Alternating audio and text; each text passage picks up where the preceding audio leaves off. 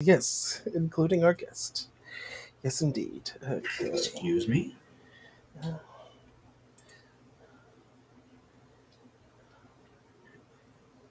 Alright. I don't even know where you would add, where you would geotag this. Whatever. Anyway. Hmm.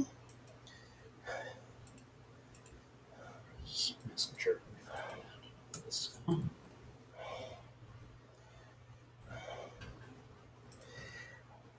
Like, what I love so much about this movie is that I can enjoy it as, like, a part of it I just think is, like, actually, like, kind of interesting kind of ideas, but yeah. part of it is just, man, these mofos are crazy.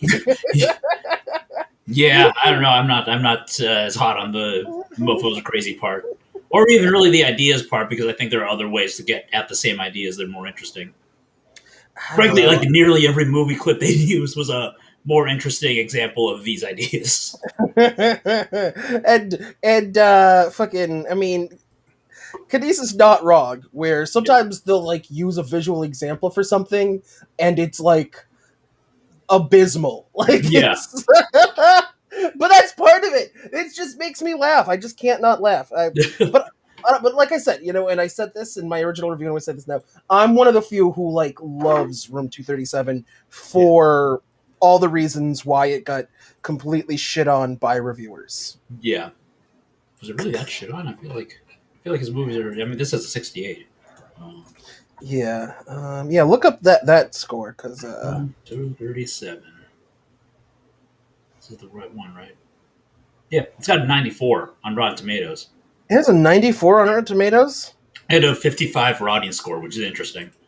This one also Interesting. had a weird disparity like that. Let me see what Hmm. glitch.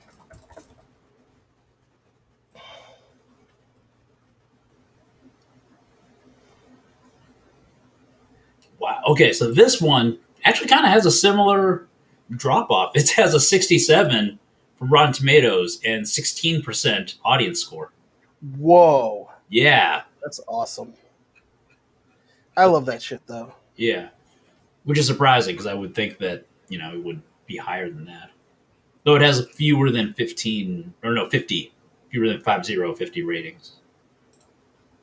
I have one viewer. Hello, one viewer. Hello, friend. Hello, friend or enemy. Yeah, friend or enemy, or I think Restream has a bot that goes into your views anyway. It might be Yeah. that. So usually it says, like, usually with the restream chat on the right side. Oh, hi. Oh, it's So, Nikki. Hello, I'm glad as a person. yay, I'm glad it's a person too. But it usually has that social comments display here thing, and Mhm. it doesn't show up now. And I wonder if that's just an update that Restream did, where it's like, yeah, that is stupid that shows up. Yeah, maybe. And that's why I like Restream, because they're constantly improving themselves.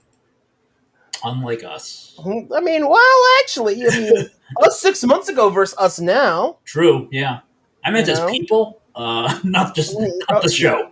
No, as a human being, I've just gotten worse and worse and worse over the years, and I will eventually succumb to all my worst instincts. But You'll be in the Rodney as a Ascher streamer, movie.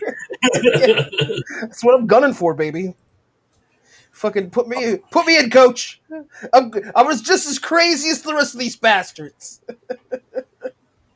Interesting.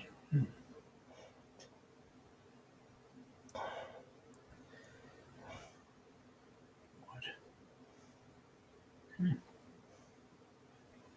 Okay.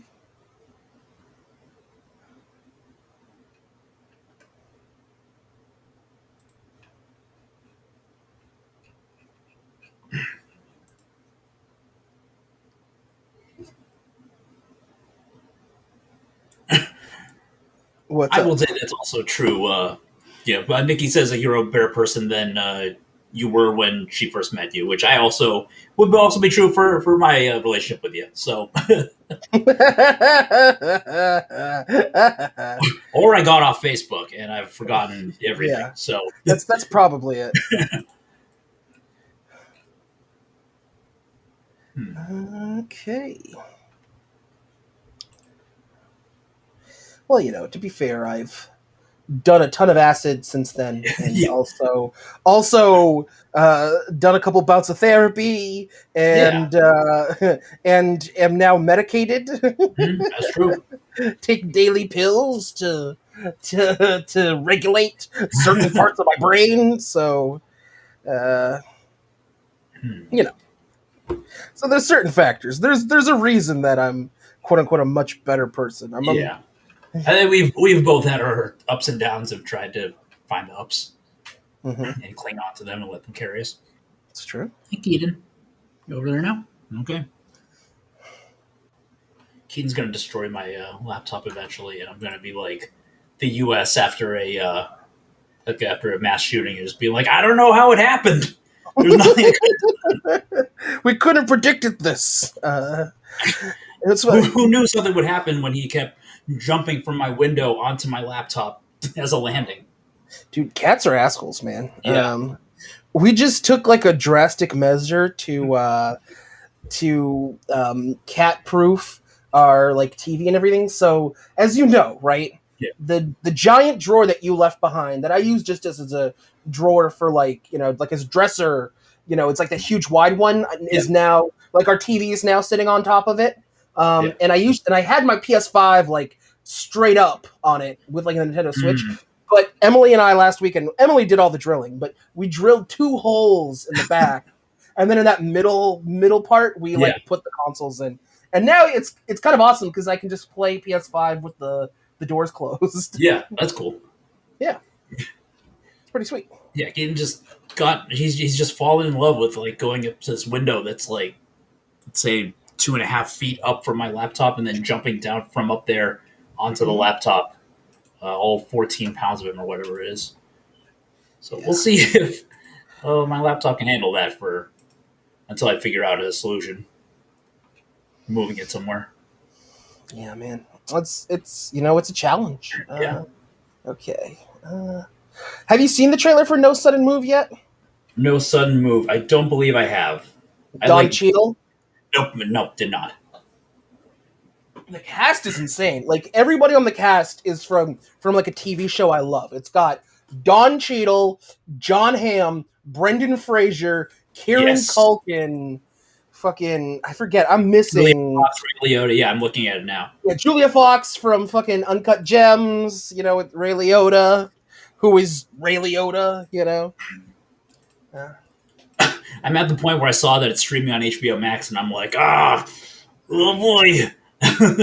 what? Why? Because like half of like I think we were talking about this like last week. Like there've been like two good movies that have gone to HBO Max and theaters at the same time.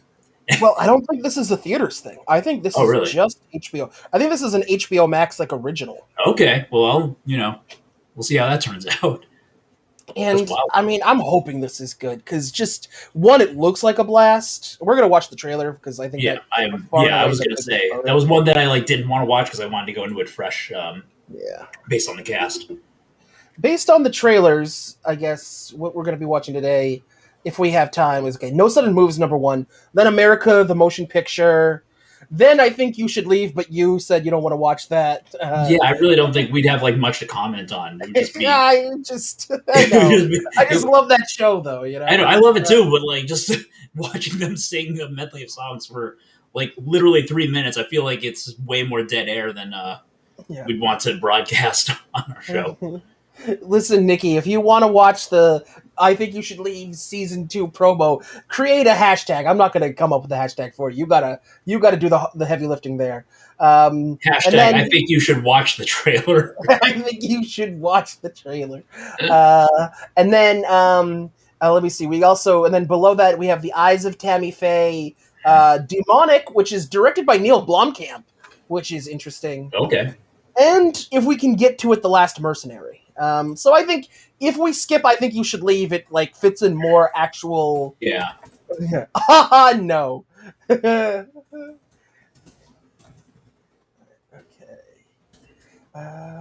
So just waiting for Kenice Mobley. Waiting for Kenice. Is I'll check that out later. Or I can do that now. Yeah, there's just so many trailers this week. Yeah. So many.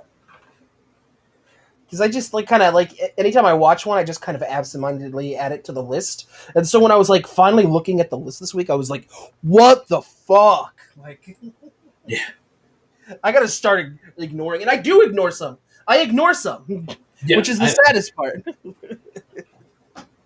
I just watch whatever looks like has whatever's trending on Twitter. I'm like, okay, that's probably something worthwhile in that. Something worthwhile in knowing. All right, well, we're not going to do Fast 9, but it looks like... Yeah. There was also a new trailer for Space Jam, but yes, I looked at it. Yeah. I watched it, and it's 80% footage from the first one. I didn't fucking... I saw a headline that said there was more in it, but I didn't watch it. I was like, I'm almost certain that we're going to cover that movie, so I don't think I need to get hyped for it. Yeah. Are you going to rewatch the first one for it? No. I might actually. I could be tempted to, but it depends on what I'm doing that week. Sorry, I can't not get emotional at the "I believe I can fly" moment. I'm fucking problematic artist be damned. Yeah, I'm more likely to I started the Michael Jordan documentary, and I think I was 7 parts in or something like that. Mm-hmm. And I'm way more likely to finish that than rewatch Space Jam, just for the sake of completing what was a very interesting documentary. I just haven't had the time to, where it's 2 buttons away from where I would normally look for shit. So I'm Star Trek is an extra click closer. If Netflix worked nicely with Apple TV, it would be very nice. Kenice there? Hello! Yay! Hello! I'm so sorry. Thank you. I'm sorry I'm late. Hello. Okay. All right. No, it's fine. We got Nikki here. It's just been me, Jared, and Nikki. We've all been just chatting. One other person watching, but we don't know. They haven't commented, so they're just yeah. They don't exist. They're that's Elon Musk. He wants to know what we think of. Interesting. He's playing our show. Yes. Okay, so you're here. Awesome. And so we're gonna roll the theme song and we're gonna get started. You ready? Yeah. Whee! Pouring a sass, we're closing in 10.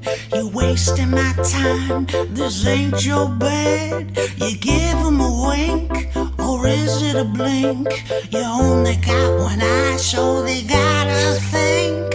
You hang around town with the film Simps. You're selling your organs with the film Simps. You catch a raccoon with the film Simps. You'll name that raccoon Film Simps. The film Simps was shot before a live digital audience. Well, hello everybody. It's just me now.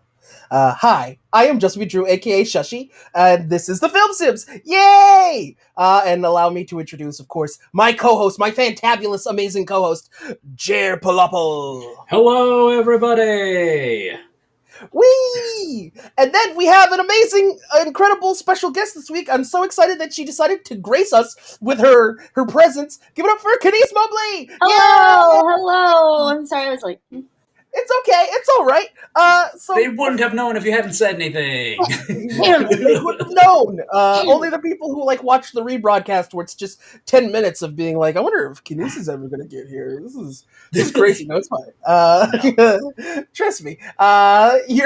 Your internet works fine, and your video's very clear, and your audio's good. So, so trust me, you are far from my shit list. You're in the 90th percentile of our guests right now. Yeah, I'm plugged into the internet. I'm just not letting it come through the air. I was like, no, we got to have wires for this. Justin's a big Ethernet cable guy. I am not. Yes. Well, I mean, I have to be because I'm the one. My rig's hosting this thing. Yeah. But yeah. So before we get started, Kenice, I just want to give you kind of a little space to just kind of plug anything. I do want to ask you, so you are now going to be a writer for WWE Raw, yes, which is insane. Jer, was that the one that you and I saw, or did we see the other one? The one that we went to SmackDown. Okay, we went to SmackDown. Yeah. Okay. All right, that's cool. But we had seen several Raws on TV when I was living with Justin. Yes. Okay. Yeah. And then JR moved out, and I never watched. Glow was the closest. Every episode of Glow was the closest I got. Glow to was wrestling. good. I really liked Glow. Yeah, I'm sad. I hope they give it a movie or something. But tell me, how did you get this gig? My manager was like, "Hey, there's this thing.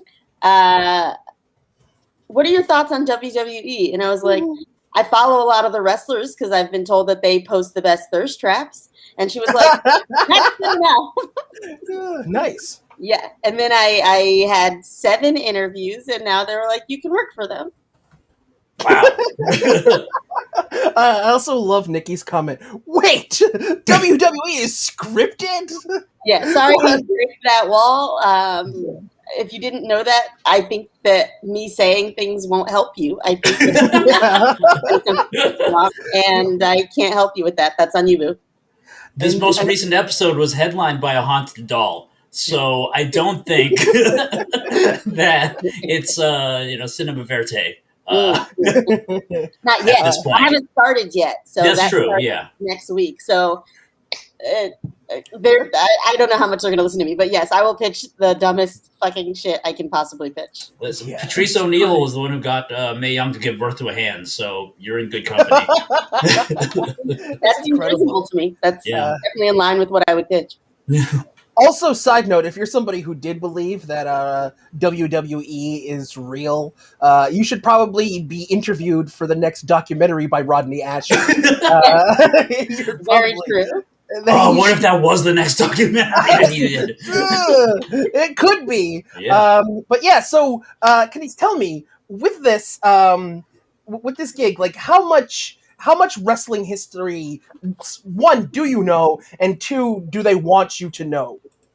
If that makes any sense. That makes sense. So during the interview process, they said it was totally fine if I knew nothing about wrestling because my skill set is in comedy writing and film production. That's like what my degree is in. That's what I have experience in. And that's a big part of the job. I have been watching wrestling over the last couple of weeks. Like I had a party at my house where we all like watched wrestling. I was like, I don't know what to serve. So I served popsicles and hot dogs. I was like, it's all American, baby. Yes, white trash shit. What white trash people like? It was on Memorial Day. I think of that stuff as American stuff, but if you want to say white trash stuff, white trash, baby. I stop you from saying. Listen, you're talking to white trash James Bond here. I know my shit. I'm well acquainted. Fish sticks, baby. Ooh, yeah. Next time. Okay, so how much of like the history of these guys have you like researched? Not a ton. I will say I could. It's like a soap opera with fights. I'm just reading the thing. Loved it as a kid when it was still WWF. Yeah, before the lawsuit where the World Wildlife Fund got their money. They got their asses kicked by some fucking pandas. That's what happened. Yeah, good for them. So I've researched a little. I'm not like I have a week until I start, so I am like giving myself the weekend to like really do a deep dive, make sure I have like memorized all of the wrestlers who are part of the Raw lineup because very quickly I'll be going to the different shows and helping with the production there. So yeah, I'm hoping that it's good. Right now, I know that I like that there's an organization called The Hurt Business. It makes me happy that exists. It's Bobby Lashley and his crew, and they're called The Hurt Business. And then there's another group called A New Day, or maybe The New Day, and a guy has a blue trombone that he cannot play. He's not good at the trombone. But I will say, of my research, it introduced me to someone who I now follow on Instagram, who I now am borderline in love with, Rick Boogs. He is Rick who? Yeah, he's Rick Boogan. Our mutual friend Dennis fucking loves that guy. He wasn't on at all for like the entire pandemic, but now he's like he plays Shinsuke Nakamura's theme song for him as like he like air guitars it basically. Rick. Okay, how do you spell the last name? Boogs. Boogs. Yeah. Boogs. Okay, Rick. Boogs. Yeah, a couple years ago he was like Rick Boogenhausen or something like that, and then they he plays it. Wait, he plays a guitar? Okay, wait, let me No, what am I doing here? Okay, because I do want to just get an image of this gent.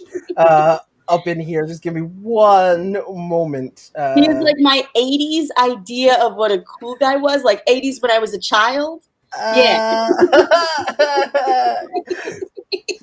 I can tell you're excited to write for Rick. I don't get to write for Rick. My friends are writing on SmackDown. I'm on Raw, but I don't know the difference. Yeah, they're gonna eventually have to have a draft, man. Maybe you'll get lucky, you know. Yeah, maybe they'll switch the rosters around, and But I mean, I will be at all of the pay-per-view events, and that has people from both. So I'm hoping that Rick Boogs is there. I'm going to be totally normal, but I will be like, oh my God, he's over there. Okay, it's Rick Boogs. I mean, honestly, you're going to be better off than I would be. I would be like really losing my goddamn mind.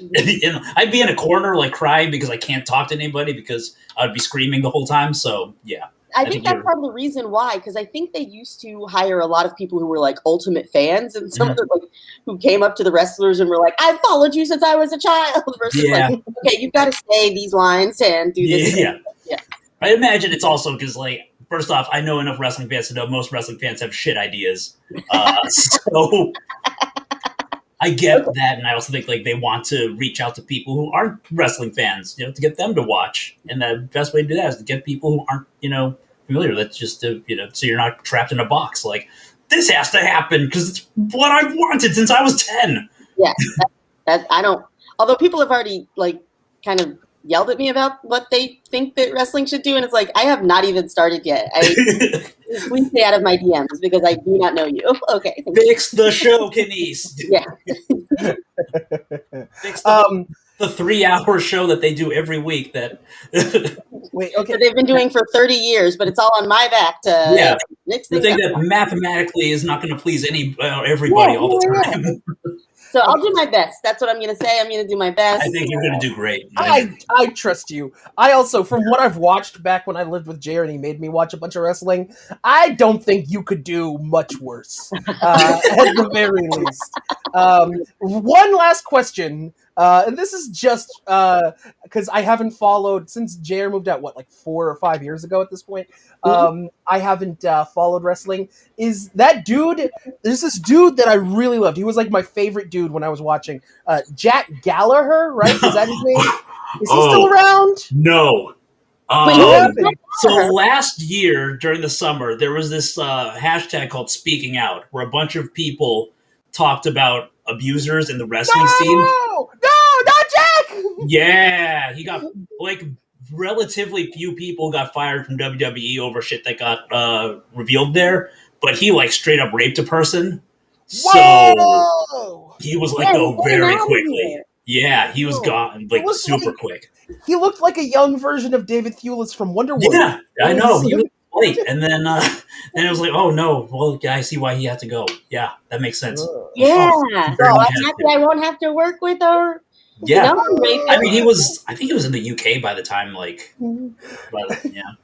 Okay. Awkward. Yeah. Oh, yeah. Oops. Should have just Googled Jack Gallagher before I... You could have asked me at any time, man. You didn't have to wait for... I didn't think of it until literally right now, where I was like, I wonder if he's still around. Maybe that's how I'll end the segment. Well, instead, the segment ended. We may have crashed the plane, but technically it landed. Okay, so let's move on to our first official segment. This is a segment I like to call, What Are You Watching This Week? Where we just go through and we just kind of talk about something we watched in the last week. Doesn't have to be a recent release. It can be a movie from the 70s, a book from the 60s, a video game from the 90s. Kenice, what are you watching this week? Okay, so this week I am watching Hacks. I've seen 2 episodes of it. I like it. It's got Jean Smart. She's Love her. Cool. I liked her in Frasier.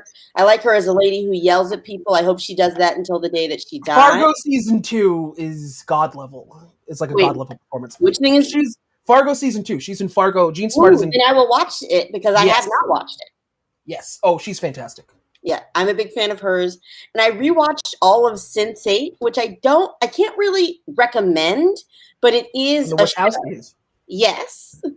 Which is a little bit of synergy between our... it is like we're all connected, but not in a simulation, in a weird thing where they get to show mind orgies once every 2 episodes. And you're like, okay, that's fine.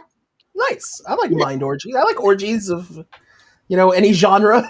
Yeah, and you'll love Sense8, or you'll love every other episode of Sense8. How many seasons did Sense8 get? 2. Did it does the ending of Sense8, is it an earned kind of wrap up thing, or was it one of those shows canceled on a cliffhanger? It got wrapped up. It because they had a 2-hour series finale thing that's very big, that is explosions all over the world. So the story concluded. But if they want to do more mind orgies, I'm they could show that. That's fine. Nice. Maybe they'll do, because the Matrix 4 is technically supposed to come out this year, although I haven't heard anything about it. I look on IMDb because I was trying to justify should I get the AMC Moviepass thing? And so I looked week by week. If there's at least one movie I want to see every week, then I will get this pass. And I looked all the way to December because I had time between meetings. And so I was okay, yes, on Christmas I will go see The Matrix 4. And a bunch of people from Sense8 are in The Matrix because I guess they liked working with them. So. Oh shit, that's interesting. I'm sorry. Did you like the first 3 Matrix movies? Are you a Matrix fan? I like the first Matrix movie. That's the wrong answer. Okay. Jer, what were you going to say? I was going to say they just cast Christina Ricci in Matrix 4 this week. What? Literally, we were talking about the Matrix 4 on our Fast and Furious show, and then right after I hit Google News, and it was oh, Matrix 4 news. So it's it is weird that they're still shooting and it's supposed to come out in 6 months. But yeah, is it a Tig Notaro Army of the Dead thing? Or I just hope Keanu didn't get canceled and I wasn't. Oh no, that would make me sad. Please no. Please no. Yeah, he seems like a smart dude. I don't think so. He's got he's hands off. Yeah. He doesn't touch. Oh no, I would never be able to watch that one SpongeBob movie again. It's true. Yes, could never. What was it? Sponge on the Run. Yeah. Okay. All right. Okay. So Sense8. Jer, what are you watching this week? This week I watched the show We Are Lady Parts on Peacock, which is a sitcom. I think it's a British and U.S. Joint production. It's on Peacock. It's 6 episodes, and it's a show about 4 Muslim women in a punk band. Yeah, I think I saw the trailer for that. Yeah, it's I think the really trailer good. was on the list for a while and nobody voted for it, so we never. Yeah, because the people in the fucking Shushi's group are the unwashed heathens. It's a really good show. It's like I said, it's only 6 episodes, so we devoured it in 3 days. And I was watching the first 2 episodes and just thinking what does this remind me of? And then a review I read clicked it. It was it's Scott Pilgrim. It has a very directorial energy that's similar to Scott Pilgrim. And I like that a lot. Yeah. And the leads are very good performances. Does it still have all the misogyny from Scott Pilgrim? Or No. Oh, good. Yeah. That's a nice departure. Yeah.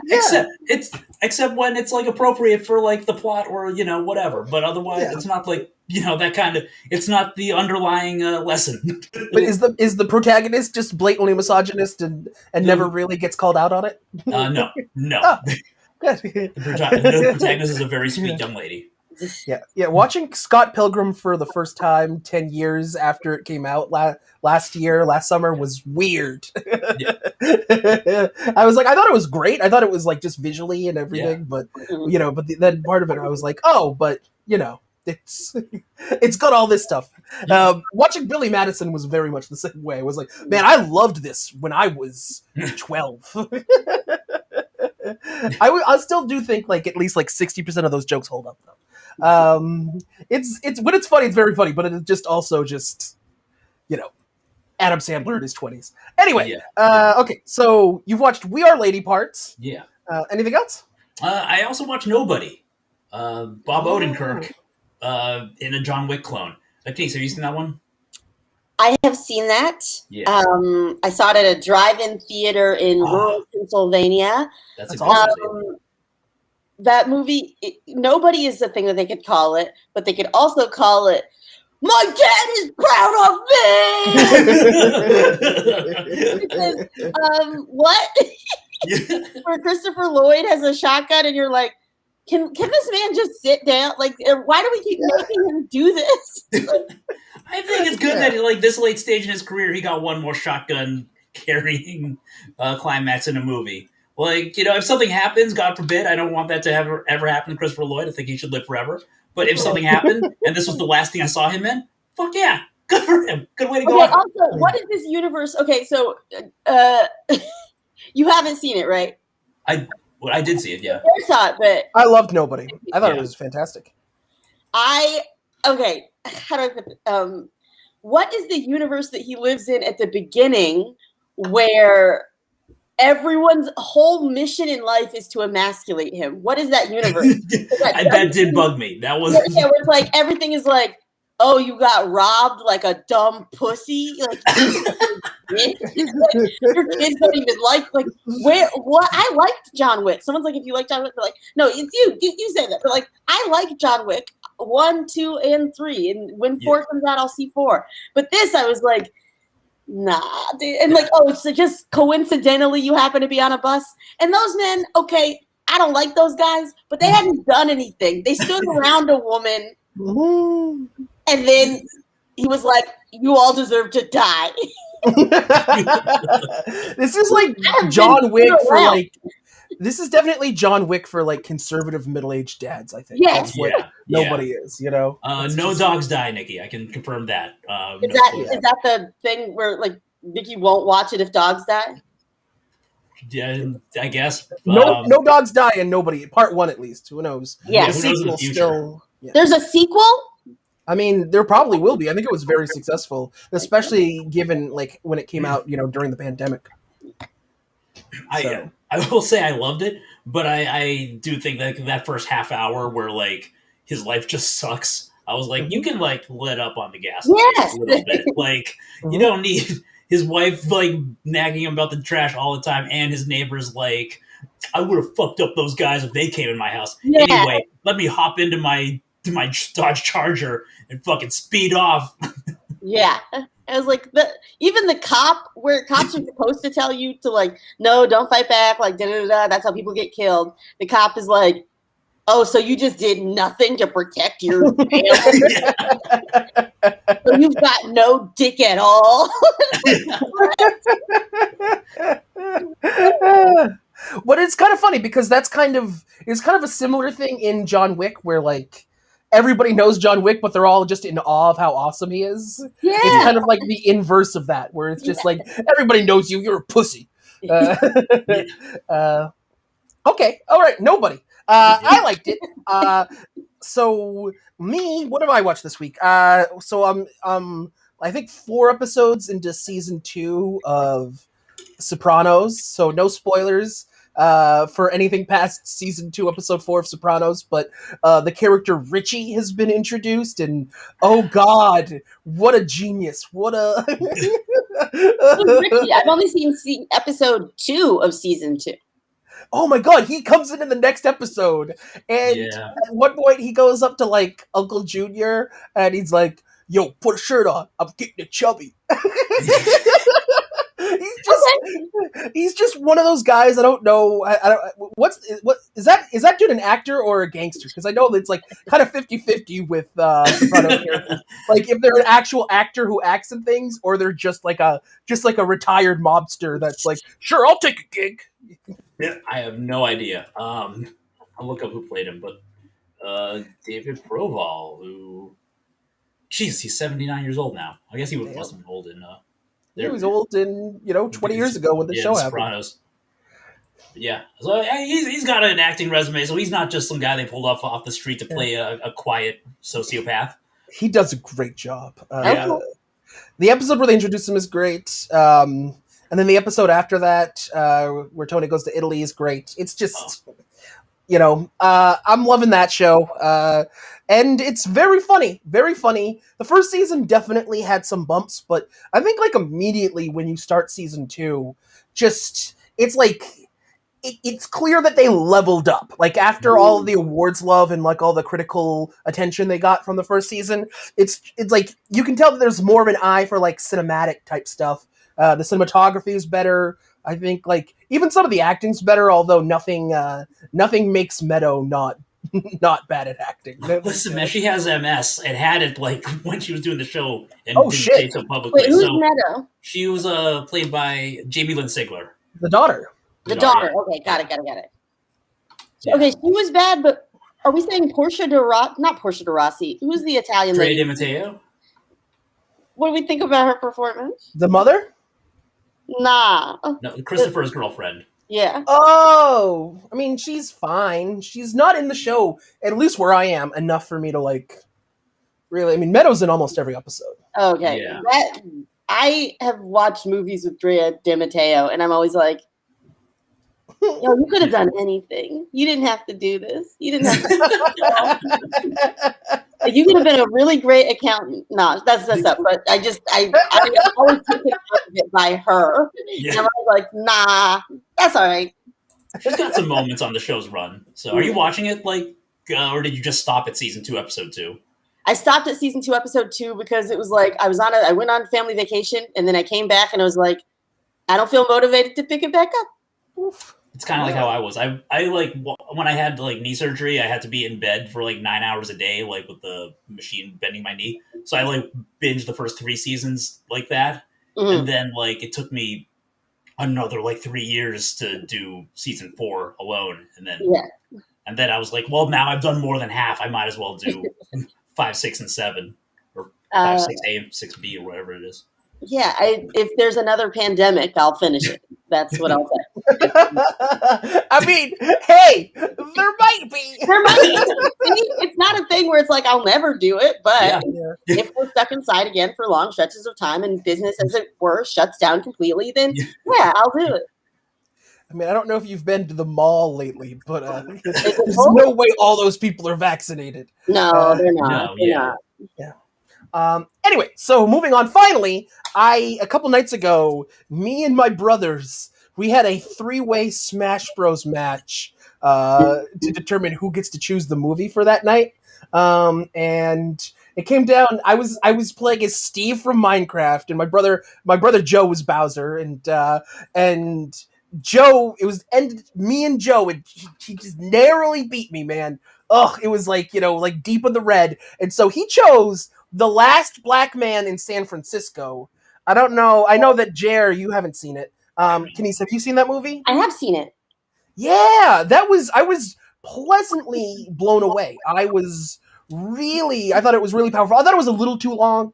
Maybe like 15, 20 minutes too long. I think it's like 2 hours and 11 minutes. That's too but I thought that it was fantastic. The idea that it's like a love story between a man and a house was really cool, and I thought they did that. I just thought the cinematography was incredible, just the vibe. I wish they kind of did more with like early in the movie, a character sitting on a boat, and it's like kind of heavily implied that like the area in which he lives is just kind of like toxic and like radioactive. And there's like a fish just jumps into his boat and has like 2 eyes on one side of the face and is like flopping around. And I wish they did more with that, because I feel like the first half of the movie has a lot of that kind of stuff, and then the movie just forgets about that and never kind of follows up on it. So that was a little disappointing. But holy fuck, can we talk about Jonathan fucking Majors? Ooh, yes, we can.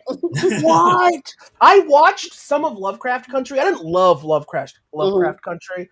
I thought he was good in it. But man, he blew me the fuck away in this movie. Especially there's like a big segment near the end of the movie where he puts on a one-man show. I don't want to spoil anything. But his performance during that was electric, and this dude didn't get any love, right? He didn't get a fucking nomination for shit, right? I don't think so, no. Oh, that's bullshit. Yeah. Maybe like an spirit, but yeah, I think he's very talented. Yeah. And before the show, me and Jer were talking, and Jer said, well, maybe he'll get nominated for his role in Ant-Man and the Wasp: Quantumania. But I hope at least between Lovecraft Country, because Lovecraft Country, of course, has come out since then. This movie came out in 2019, and the world was a different place. I don't know if you remember. So I feel the same way about. I talked a couple weeks ago. I rewatched Blind Spotting. I've seen the movie Blind Spotting twice now, and I feel like, man, if that came out like 2021, I feel like that would be such a buzzy movie, but it came out in I think 2018 and just got completely ignored, which is sad. I think it also suffered from coming out on this, like the same like month or so as like The Hate U Give or something. So there was like two black shooting movies out at the same time, and one was for teens and one wasn't, and the teen one won out. Pathetic. This is. I think if it had come out after Hamilton had hit Disney Plus, I think the story would be different. Ooh, because he's in that. I was gonna say about Jonathan Majors. First off, you should see The Five Bloods. I thought that was I do want to watch that next. Actually, knowing that he was in it, he has another. He's a Western, I guess, coming out to Netflix later this year with Idris Elba and Lakeith Stanfield, and it's got a really good cast. Holy shit! Okay, yeah. I'll watch it. Lakeith Stanfield is also my man, so I love both those guys. Do you guys follow him on Instagram? I do not. I know he had some of that drama where he was. I remember, that. It's always like, is this a long suicide note? What is this? But yeah, I hope he makes it to that movie. I hope it. I hope it happens. Yeah, he seems like a super eccentric guy. I don't know if either of you saw season 5 of the Eric Andre show, but so season 5, Hannibal Buress leaves the show, like literally quits the show in episode 2, so they have like to kind of replace him. One, they do a clone called Blanable, which is just some big dude that they get to play like a Hannibal clone. But then after Blanable quits like 3 episodes later, and then it's like it's a mix between Felipe Esparza and Lakeith Stanfield in the Hannibal role, and Lakeith Stanfield is he's such a weird presence because he's kind of got like the chillness of Hannibal, but he doesn't go for jokes like ever at all. It's all just like in weird stares. It's kind of amazing, actually. I highly recommend it, just especially the second half of the season, just for like the 3 or 4 episodes Lakeith just shows up in randomly. All right. So who knows? I don't know. I hope he's okay. I hope so. Yeah. I mean, he's extremely talented. Yeah. Anyway, okay, we are running way behind usual, but that's fine. News! Let's do this! Jared, do you want to break down our first news story of the week? I guess Moviepass made what's it called? They had a thing with the FTC where some stuff came out about stuff they did to try to, like, I don't know, keep people from seeing a bunch of movies as they were promised, but it probably cost them fucking billions of dollars that they couldn't recoup.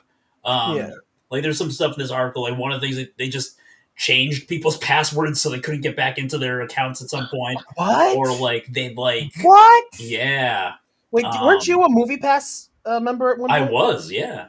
Yeah, did you have any crazy shit happen?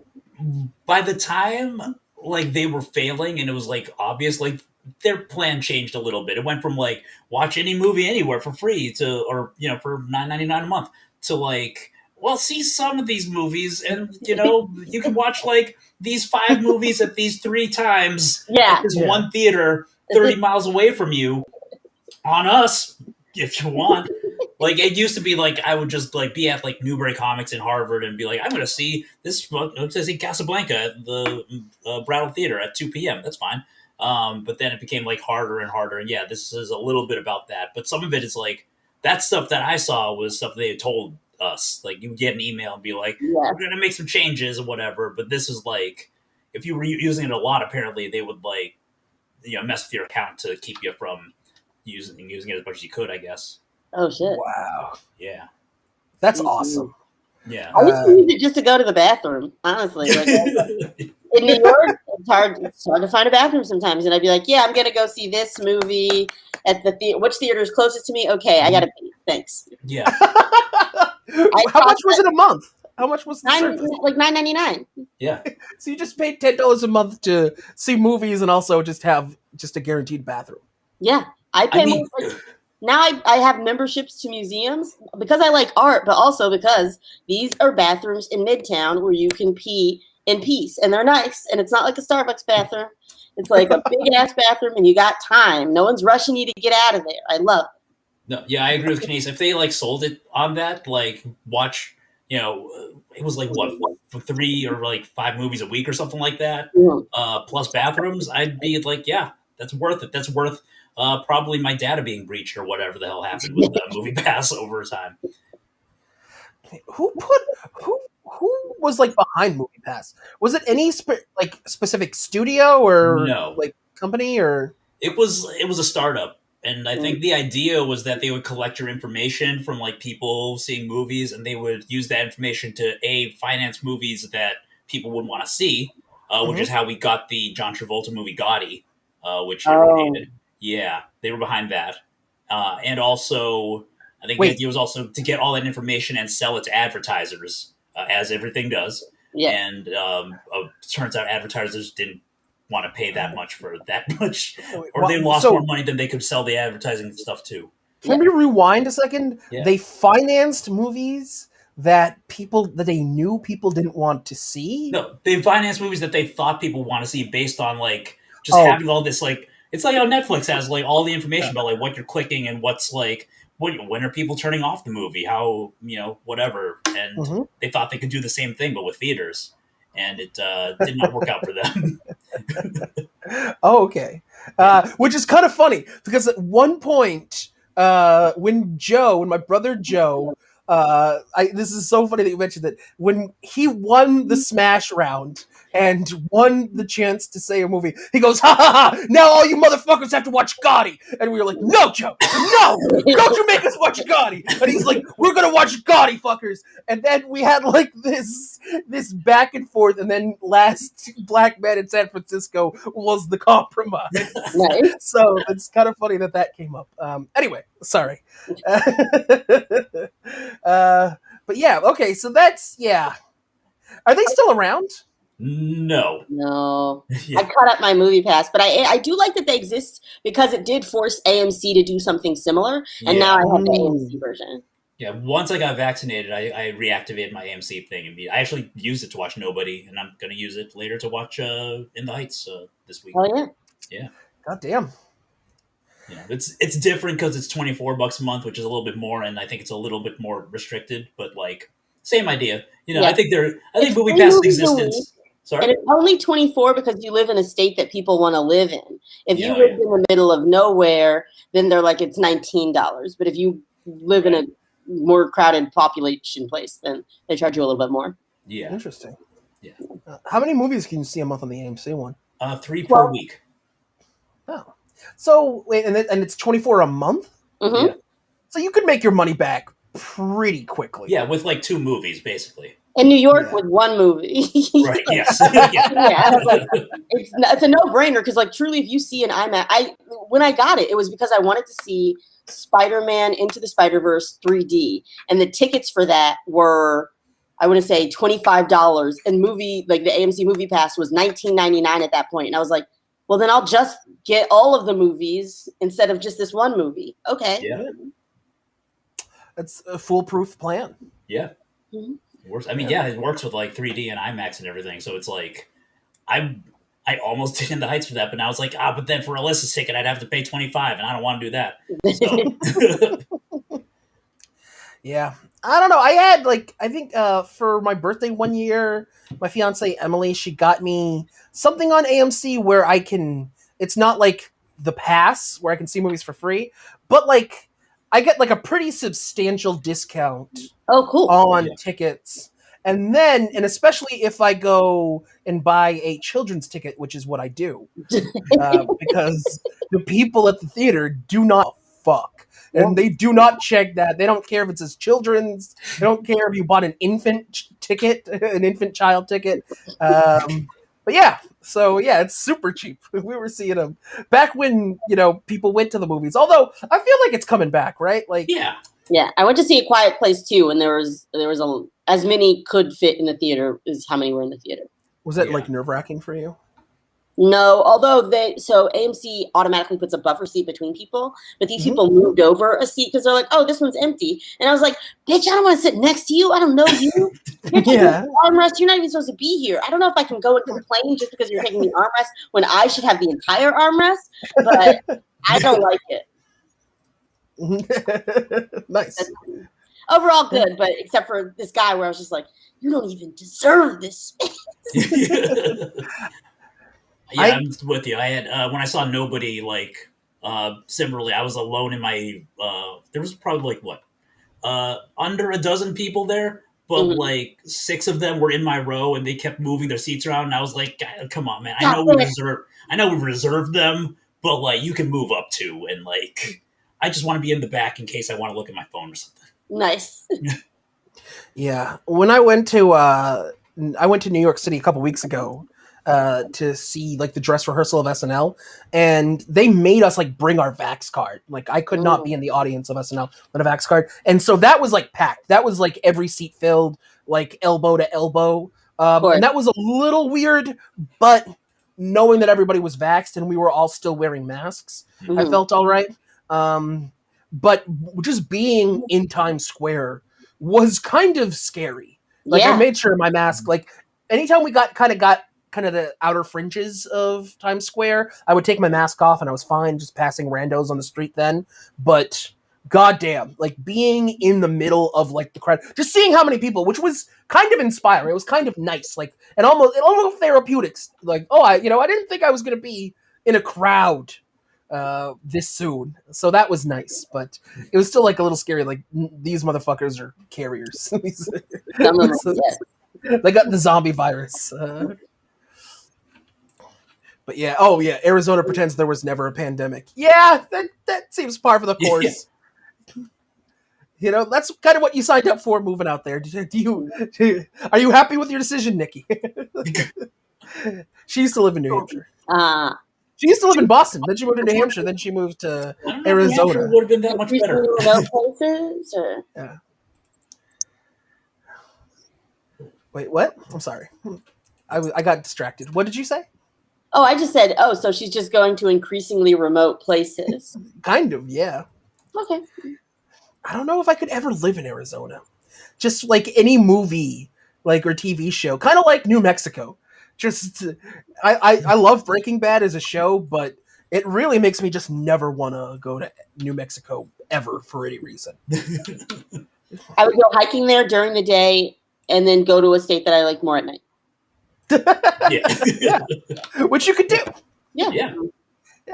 Okay, let's move on. So this next one is another article that Jer found for us. And Jer, do you want to walk us through the Kim's Convenience drama? Okay, so Kim's Convenience it's a show on Netflix. It's a Canadian sitcom. It's very genial. It's very nice. It's been like praised as this like great step for diversity and representation for Korean American immigrants and stuff.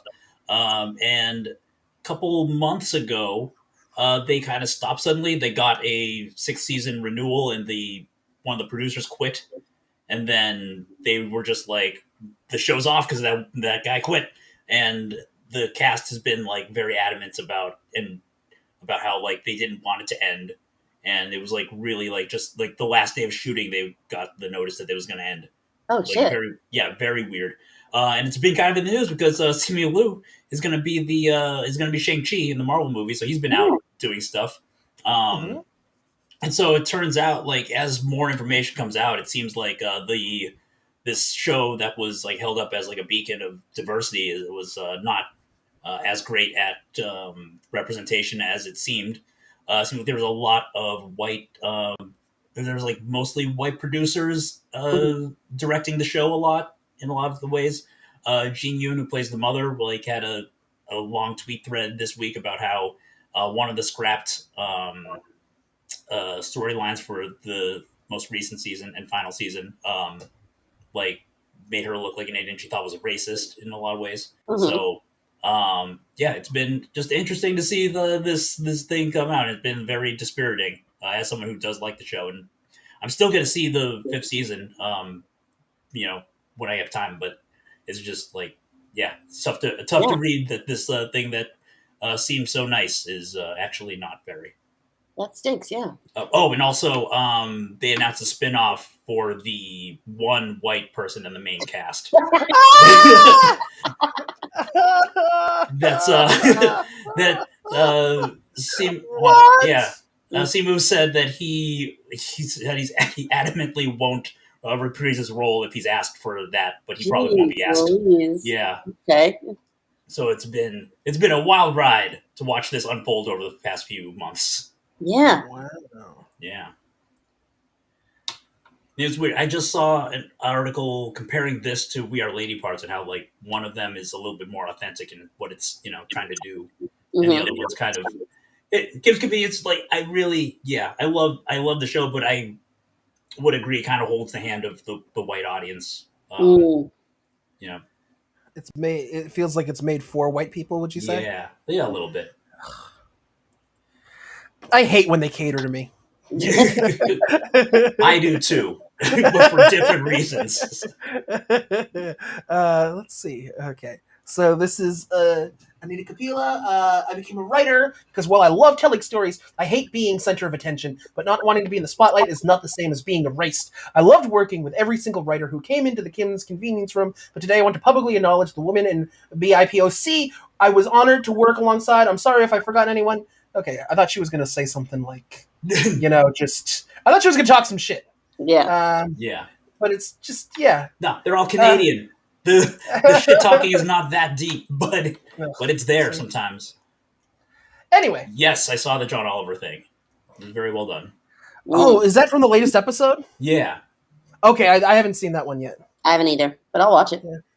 I'm behind. I always get to John Oliver and Sam J's show. I gotta me and Emily. We've been watching Sweet Tooth. That's just any time. It's like, oh, we got 2 episodes left of Sweet Tooth. You want to do this?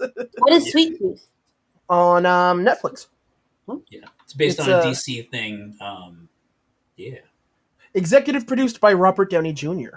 Oh, okay.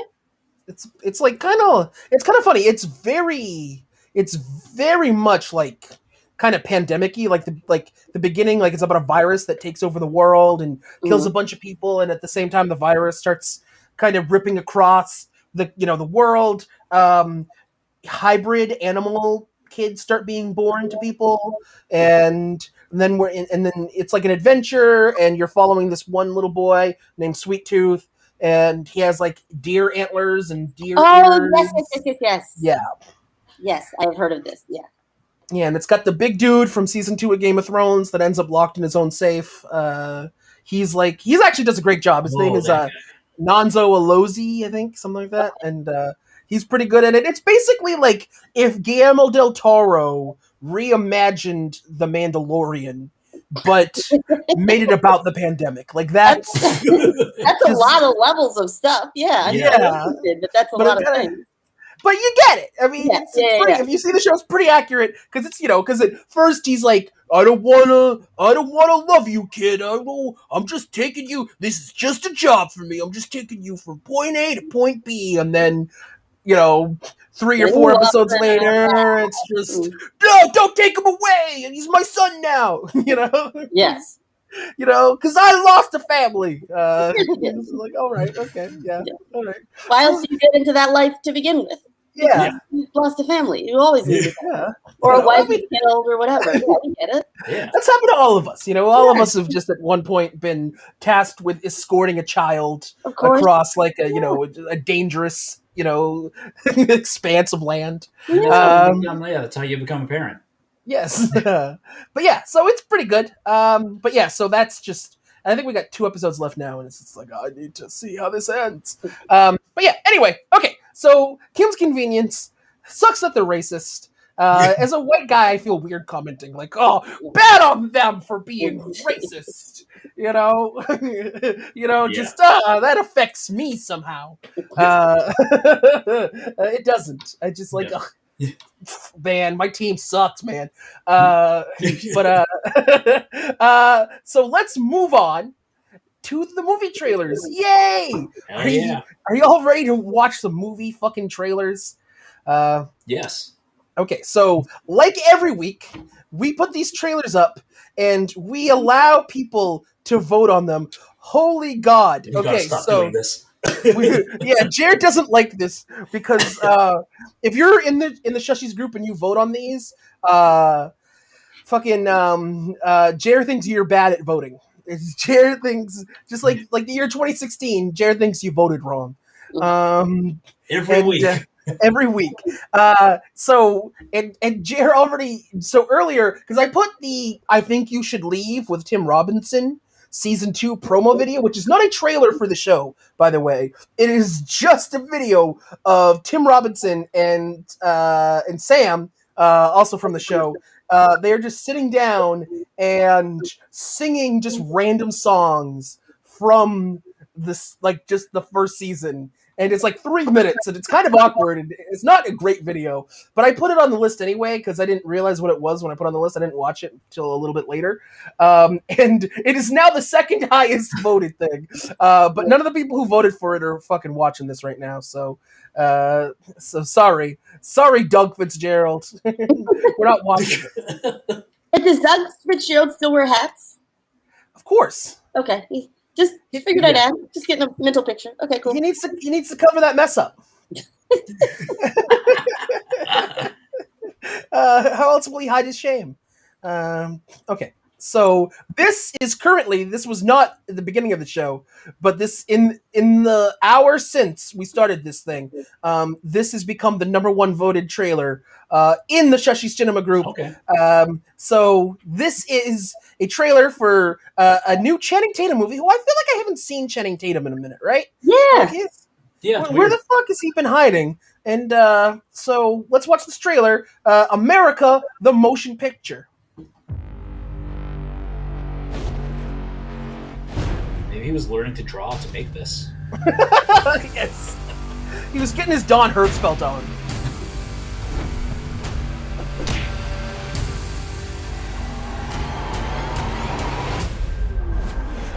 I'm George Washington. Let's go start a fucking revolution.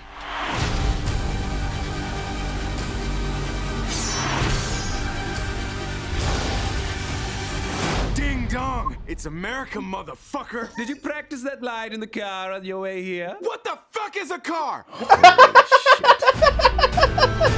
Hello, Gav. Oh, Gav. I can't ask you to go in there with me. Yeah, good, because no. Great. Good luck. Whoa, whoa, whoa, whoa! So you want me, a black dude, to play lookout for you while you break the law?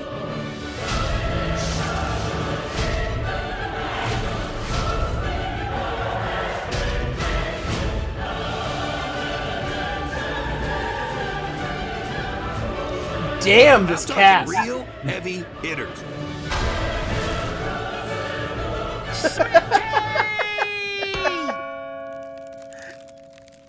Damn. Fuck my life. My face is the same as Kenice right now. Why? But why? I feel like that's roughly as accurate as the version that I learned when I was in Christian school. Louise. It's like they took, like, what is it, Brock Sampson from Venture Bros, and were like, what is that? With George Washington. Like, fine, I guess. But also, come on, man. We just got back in with, like, the rest of the world where they're like, maybe you guys aren't pieces of shit all the time. And we're going to be like, watch this, though, but watch this. Great cast, though. Great cast. Yeah, this cast is Simply Bex is right. The cast does look incredible, but also remember, no one had anything to do all of last year. So I think it's less impressive than it would have been in 2019. Yes. I don't know. I think based on, I think it's done by, I think, the Archer team. Mm-hmm. And they're usually pretty on point. I think that part of it is going to be satirical. I think that, if you're trying to sell this as a movie, obviously you're going to just use all the woo, woo, woo, all the dude bro shit, and you're going to put that front and center, and it does look like it's extremely irreverent. But Phil Lord and Chris Miller are executive producers on this. So, and they got a great track record, especially with animation. If you just focus on their animation efforts, you know, I mean, the last 3 things they did were Spider-Verse, fucking Lego Movie 2, which was good, not as good as the first one, but still good. And then of course Machines. Mitchell's versus the Machines, which might be my favorite movie of this year. Oh shit, I haven't seen it yet. Either that or Psycho Goreman. I think we did that one last year, right? Maybe. I think it like played in theaters last year, but we reviewed it this year on the show because it didn't. Goreman? Psycho Goreman, yes. And this came out in theaters. Yes. Yes, it had like I think a very limited release last year, and then was kind of released wide. Yeah. It's I like didn't if see it Power until Rangers 2020. was R-rated. Yeah, for just a rough idea. R-rated Power Rangers? Okay. Yeah, for sure. I loved it. It's not for everyone. Anytime I give a movie a 10, I gotta put like an asterisk. Like this made me laugh a lot. Anything that makes me laugh a lot, I will forgive massive issues with the movie. If Understood. if my belly is aching from me grabbing it. Yeah, Spider-Verse and Mitchell's versus Machines both made me sob. Will this make me sob? Maybe not in the same way. It doesn't look like it to me, but maybe. It depends on what you sob at. I mean... Yeah. And I appreciate, Bex, you saying that, because I did cry like almost the entire second half of Mitchell's versus the Machines. And I was just like, am I wrong? Am I weird? So it's good to know I wasn't the only one. And the movie's lesson is that being weird is okay. Yes! Which is, I think, why I identified with it. But yeah, I don't know. I think this could be fun for a... I think this could be fun for a laugh. Hopefully, it kind of goes more into the satirical aspect of it. I don't think it's just. I doubt it's going to be just like America Rules. I think. None of the jokes in the trailer really made me laugh, but I am also bound to see it because I think the only other big movie coming out that week is Fast 9, and so we have to cover something. And I know you're not going to see that, so. You're not going to see Fast 9. Justin and I we've been doing a show where Justin has never seen Fast and Furious movies, and we've been going one by one. But now we're taking a break because Loki is going to take up his Saturday night slot. Got it. So we got to pick up with 6 at some point and then watch 9. Wait, and I refuse to set a date thus far. Did you put 7 together, Jer? We might have.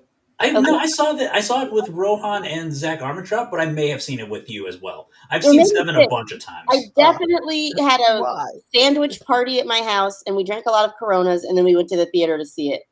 That does sound familiar. So that that might have been one where I couldn't make it for some reason or another. But I think I made it for the Coronas and sandwiches. Yes. I couldn't make the movie.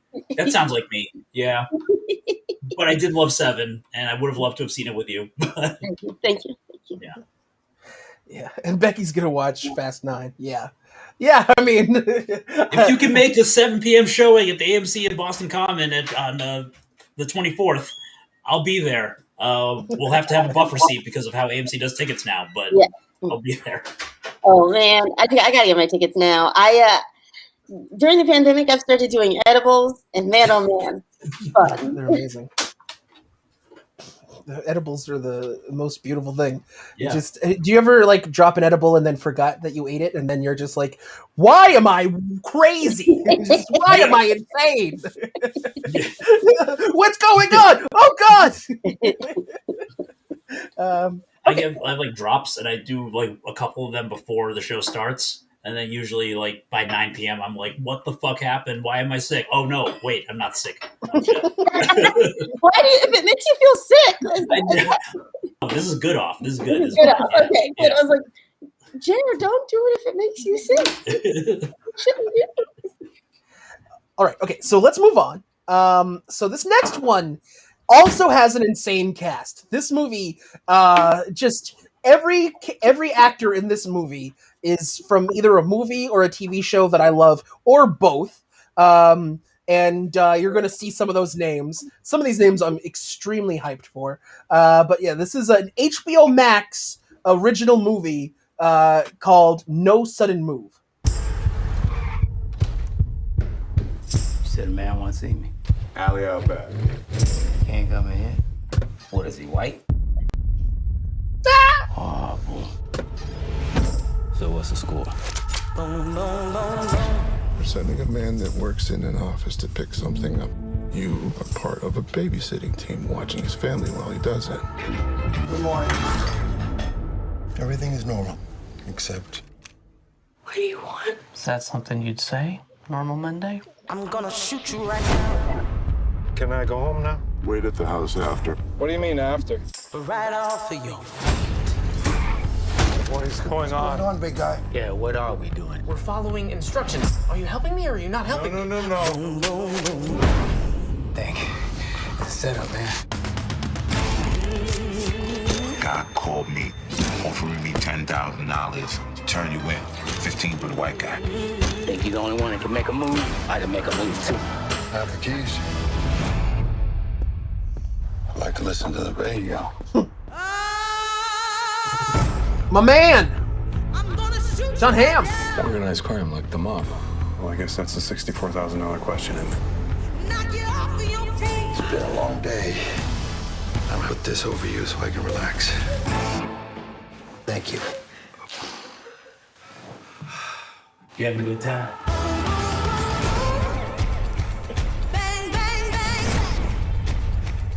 Brendan Fraser. So, how'd it go? We had a little slip up at work. I don't think that's the end of that. You chickened out? Oh. The problem is, you're not smart enough to know how not smart you are. Which makes you unpredictable. Which makes you untrustworthy. Why are you doing this, man? Because I'm going to get what's mine. I'm sorry. I'm gonna punch you now, sir. I'm punching you. This is going to be a punch. I think we should review that. Yeah, I think so too. Oh, good. That comes out the same week as American Motion Picture. We don't have to do that one anymore. Thank you, No Sudden Move. Nice. I'm gonna see that. I'm definitely gonna see that. I'm not a fan of the font that they're using. I don't know why. It's just like really distracting to me. I agree with that. The blue and the red. I'm like, this is not visually good, nor is it in line with the visuals that we're seeing. But besides that, it looks great. I don't know, something's off with HBO Max's marketing department. Like, because if something's like HBO, it kind of, anytime there's a trailer for like an HBO original, that looks awesome and that looks super good. But if it's like a Max original, it looks like, oh, is this CW for babies? Yeah, like, right. Why is this a hair off? Yeah. Yeah.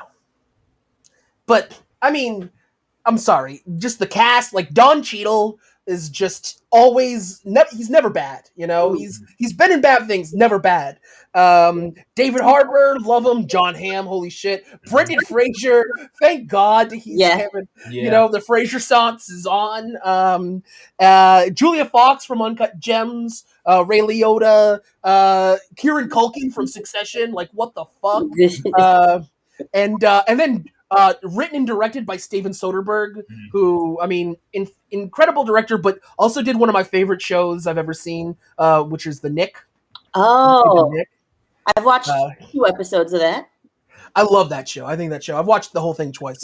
I wish it got another season, although I'm glad that the second season is definitely a wrap up of the story. But anyway, yeah, I'm hyped for this. And it's coming out the same week as America the Motion Picture. Yay! Yeah. Yeah. I don't know. What do you think, Kenice? I'm gonna see that movie, and I have HBO Max, and I have a projector, and I'll invite people over, and I'll make old style popcorn. I'm gonna fucking do it. I love it. Do it. Yeah. Yeah. Have yourself a Cheetle party. You know. Yeah. A who? Oh, a Cheetle party. I was like, Cheetle party. Yeah. A Cheetle party? Okay. Yeah. Yeah, for sure. And And the Nick, great pull. Yes, Ra. Okay, Jer, what do you think? It looks. I don't know if that trailer gives me much of an idea of what's going to happen in that movie, but I trust like Steven Soderbergh as a director. The cast looks great, so yeah, I'm pretty hyped for it. I'm at least interested and gonna watch it when it comes out, July 1st.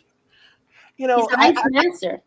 Yeah, I think that there's enough here from this trailer that I'm seeing, just like cool, kind of hilarious little moments like the David Harbour, like, I'm going to punch you. This is going to be a punch. Where, they might not have shown us anything from the trailer, but due to the pedigree of the writing and directing, I'm not super worried about that.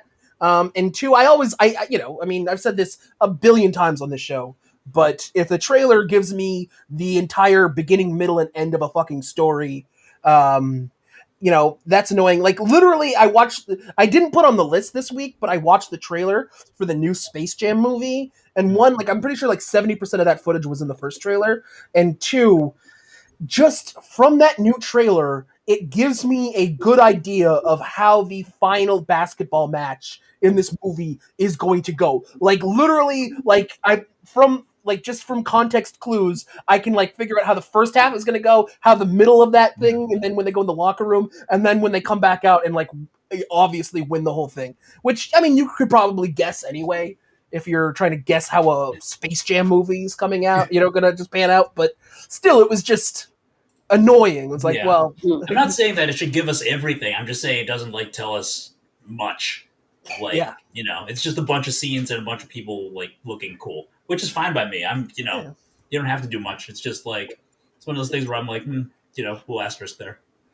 I mean, I agree, but also it did show us Brendan Fraser and John Hamm, so not much of either of them, though. Yeah, it's true. Simply Bex agrees. Felt like a long teaser trailer, which is essentially what it is, but it's also coming out in less than a month. I mean, it's so anyway. It's also, we were talking about this on the Fast and Furious show, but like stuff not having a trailer, a month in advance might, just be the norm for things that go to streaming. It's true. Okay, so this next one, holy shit! I'm so glad that this got enough votes. This is a trailer that I saw this morning. This movie, it's directed by Michael Showalter, who did The Big Sick, also does the show Search Party, which is incredible, and of course, he also did The Lovebirds with Kumail Nanjiani and Issa Rae. That had its moments. It was not a great movie by any means. It was fine. But so I'm hoping this is more Big Sick than Lovebirds, but it's got a great cast, and it's about corrupt Christians, so you gotta love it. This is The Eyes of Tammy Faye, and it looks like they're trying to get Jessica Chastain a whole fucking Oscar with this one. She's trying to get some of that monster clout. Let's just watch it. Tammy Faye, what'd you do? Hello, Mother. This is Jim Baker, my husband. It's all part of our mission to help people. Anyone who's hurting or they feel like they've been left out, God has a plan for us. What'd he tell you to do this time? Jesus keeps taking me higher and higher. Jim will preach, and I'll sing. God does not want us to be poor. Waterfall of pleasure. Now God has a voice in this fight. Who's he fighting? Liberal agenda, homosexual agenda. Faith isn't political. You can't talk to him like that. Jerry Falwell's a powerful man, Tammy Faye. She's a firecracker, Jim. If everyone watching could double their pledge just for 1 month, God loves you. He really does. We're not doing anything wrong, though. Is that a question? Tammy and I are undergoing the most vicious attacks. Serving God don't feel like it should be a money-making opportunity. You know, when I saw that clipping with my face on it, I thought for a second that you were proud of me. Oh, Tammy Faye, you follow blindly. In the end, all you are is blind. These eyes I just want to love people.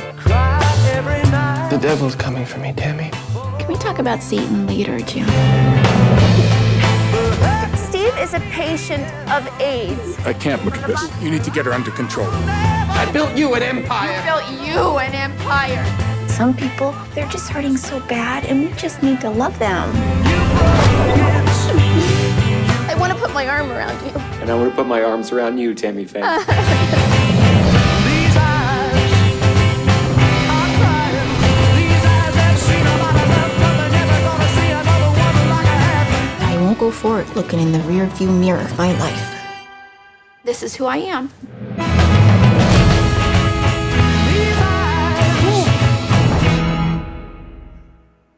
Well, goddamn. Kenice, I am loving your reactions to these trailers. Your facial reaction says everything. Please narrate what's in your head right now.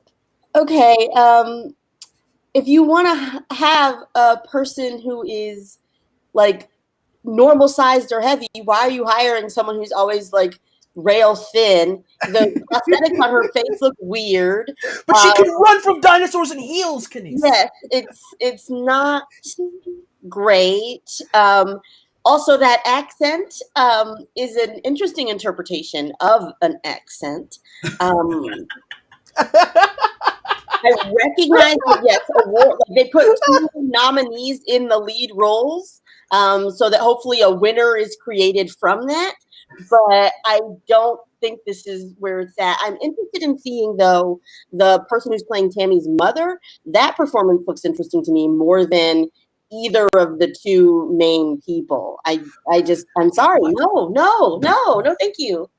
Yeah, which is kind of funny because she was in that same actress. It's Cherry something. I forget her name. She's been in a bunch of things, but she was in the season 3 episode 1 of Black Mirror with Bryce Dallas Howard. Okay. Yeah, and now she's in this with Jessica Chastain, who's the same person. Bryce Dallas Howard has boobs, and Jessica Chastain doesn't normally. Oh, thank you for that. There's a curviness to Bryce Dallas Howard, whereas Jessica Chastain is only curvy in the help, and she gained weight to be moderately curvy. Well, see, I didn't even know. I didn't know. You can tell by the boobs. Yeah. I mean, a lot of people aren't going to like that, but that is how you can tell. And also, don't you, as a man, you guys can't say that, but like I can say that. I wouldn't say that. I mean, my dad would probably say that. Well, you know, boogie tricks. You know, you gotta just check out the bazongas. You'll know. Yeah, that's how you know. I hope your dad actually uses bazongas. That's my hope for your life. I don't know. We're not talking right now. We haven't been in quite some time. Jared, what do you think? Yeah, from like line 1, I was like, wow, this Jessica Chastain performance is going to be heavy, huh? Like, she's really like layering it on. Literally, figuratively, and literally. Yes. Yeah. It looks interesting. I think it looks like Michael Showalter's direction is a bit more ambitious than it was for Lovebirds or The Big Sick. Which, thank God, by the way. Thank God. Yeah, those were both very, didn't really have his like authorial mark on them, but like this definitely does. So that's kind of cool to see. I think that makes me interested in it, but I also think that if this winds up being Oscar bait, it's going to be a little tough to take. Yeah, Cherry Jones, that's it. Cherry Love Jones, that actress. She's incredible. Okay, I like Michael Showalter as a comedian, and I think when you first said Michael Showalter religion, I was like, oh, it's going to be like a comedy, not necessarily exactly like The Righteous Gemstones, but something that like is I, Tanya, but for Tammy Faye Baker. But that was melodramatic, and I'm sorry, it's not even my turn, but I have a lot go of for it. No, go off. No, we all talking. It's all good. Okay. Yeah. Yeah. I don't know. I got mixed feelings about it, but I am interested, and it's like maybe it'll be okay. Maybe it's going to be more satirical than it looks based on this first trailer. Maybe, yeah. This is just a trailer, and I think they're trying to like sell it to maybe the doesn't go to see comedies crowd. If you're going to call it the Eyes of Tammy Faye, you should have it animated eyelashes. Oh yeah, I don't know. I think I'm cautiously optimistic here. I think that I I like. I think that Andrew Garfield has bad taste in movies, but I like his he was in. I never saw the Amazing Spider-Man movies, but he was in this movie. Oh God, I can't even remember it. It's like some kind of noirish detective movie underneath the Silver Lake, I believe. Under the Silver Lake. Did you see that? I didn't see it, but I saw that it was coming out, and I was like, "Oh, that's a choice." And then I walked right past it. That movie was very much. It got kind of mixed reviews, like heavily mixed reviews. I watched it because it was the director of It Follows, and I really liked It Follows. Yeah, this one is a lot more long and weird. This is like the King Kong to his Lord of the Rings trilogy. But it was ultimately I had a lot of fun with it. Mm-hmm. But I heard mainstream is kind of very similar, where the people who like hate mainstream hate that movie. But there are I've seen enough people being like, you got to just go into mainstream expecting that it's gonna just be insane. And the people who like it love it. It makes me want to watch mainstream. I might actually do that some point this weekend because I have access to it because a good friend of mine and Jair's gave me access to their Plex account where I can just watch anything. I'm also considering watching Cruella just because it's like I want to see your mom get killed by Dalmatians. I just want to see them do that. It's like let's give Cruella de Vil a Joker origin story. But I don't know. I'm cautiously optimistic, and at the very least, I think the performances are all going to be great. Like Vincent D'Onofrio is Jerry Falwell. I think is inspired casting. I like Vincent D'Onofrio. Yeah, I mean he's so good. But yeah, anyway, we shall see. Okay, where are we next? All right. Okay, so we got 2 trailers left, and then we're going to go into the movie review segment of the show. This next trailer is a kind of a low budget, kind of indie-ish horror movie, directed by Neil Blomkamp, who came out the gate strong with District 9. And then just really kind of had a string of misses that kind of is the kind of thing where it's like, is he ever going to recover from that? But this is his latest attempt. Hopefully this is more, this is better received than Chappie was. But let's go. Demonic. Is it playing? Yep. There we go. Dropping you in 3, 2, 1.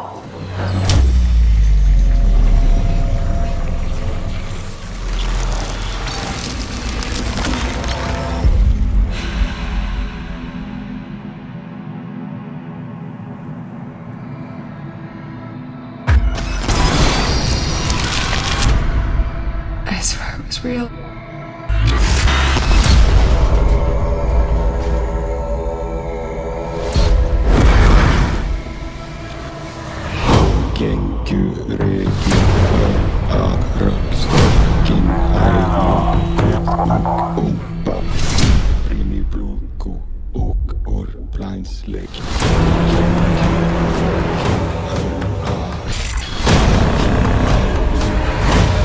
Don't be scared.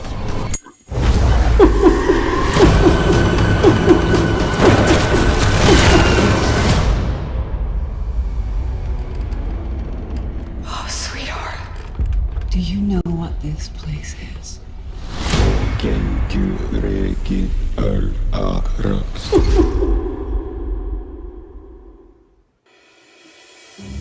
And yeah, so that is the trailer for Demonic. Let's start with Jared this time. Jared, what do you think of that? I like the sound of it. I think that was a very cool sound design for the trailer. It looks visually interesting. It's true. Yeah, I have no. When it first started, I was like, Justin, you and your fucking virtual world. But Once it calmed down from that, I'm pretty into that. It does look like the kind of horror movie I would at least give a shot to. All right. Okay. Kenice, what do you think? I have no idea what was going on. Some of it looked kind of scary. When I was a kid, I thought the devil lived in my closet. So really that was like, well, I'm not going to see this movie. The claws coming out and like moving the closet door. I was like, yep, that's the moment I am out. But I'm sure someone will find it very interesting. And maybe it's saying something interesting about the interplay between technology and religion. But I'm never going to find out. That's my opinion. All right. Okay. You will never find out. I think it looks interesting. To this day, I haven't seen a single Neil Blomkamp movie. I haven't seen District 9, although everybody tells me that it's awesome. I haven't seen Chappie. I haven't seen... What's the one with Matt Damon? We Bought a Zoo. What? Yes, We Bought a Zoo. Yeah, real outlier in that dude's filmography. Downsize? I don't know. No, wait. Matt Damon has made some bad movies. It's true. The one where he wears like the exoskeleton robot suit. Oh, and it's like Elysium. Yes, Elysium. Yeah. Haven't seen that. I don't know. That looked like shit. Chappie looked like double shit. And I don't know. This one looks cool. Some of like the visual stuff they do with like the woman in like the the digital world, like the VR kind of place in the beginning, kind of seemed cool. It seems like it's kind of like a hybrid of like kind of an old-fashioned demonic possession story. It's not bad, Shashi. We should watch it. But Elysium or Chappie? Answer in the comments, Rob. Yeah, I don't know. This looks like it could be a fun time. Rashid pointed out that there is self-harm in the trailer. Yeah, they went full Death Cab for Cutie music video with it. So I don't know. This is I don't know. Based on this dude's track record, I would say maybe it'll just be like a misstep. But who knows? Maybe this is the smaller movie that like kind of like what. Was it Split that kind of put M. Night Shyamalan back on the map as far as we can go see his movies again? I want to see the new M. Night Shyamalan movie. Old? I want to see it. Yeah. Yeah. We watched the trailer. What was it? Last week? Yeah. We're all very excited for it. Yeah. Although I want to see it with the asterisk that I think it's probably gonna suck. I can't imagine that movie not sucking. But even if it's really bad, I'm gonna see it because when there's like a special like I think it's I don't know. Have you ever seen The Happening? Yes. Like The Happening is a masterpiece. The Happening is amazing, but you got to watch it as a comedy. You got to watch it. Right. You got to go into it with the same expectations you would put on. Step Brothers, or and you will come out happy. But yeah, so I don't know. We'll see. We'll see how that one pans out. Okay, final trailer time. Are we ready? Yes. Okay. So this is the new Jean-Claude Van Damme Netflix movie, and it looks like a blast. It's called The Last Mercenary. Let's go. Thank you. Sur un fax. Tu envoies un fax avec un code de 25 ans. Un type parti depuis 25 ans. Une légende. Le mercenaire le plus réputé au monde. Expert en pilotage, en armement. Insaisissable. D'où son surnom. La brume.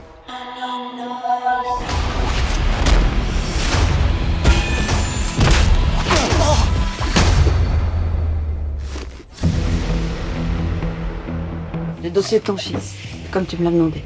Attention, t'as beau passer ton temps à sauver les enfants des autres, là, c'est le tien. On va où? Monte. Je suis content de te rencontrer. Tu veux pas mourir? Qu'est-ce que je te dis?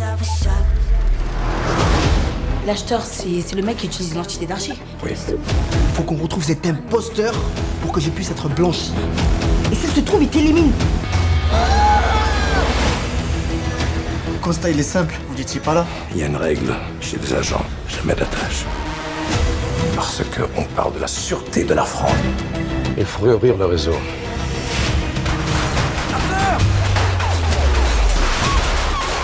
c'est qui me souffle dans le cou, là? C'est pas marrant, hein? En mode Terminator. Ma man! Vous voulez jouer? On va jouer. En musique. Eh ben là, je suis en trottinette et ensuite... La vie, c'est comme une opération. Tu fais de ton mieux avec ce que tu as. Vrai reconnaissent vrai, gros.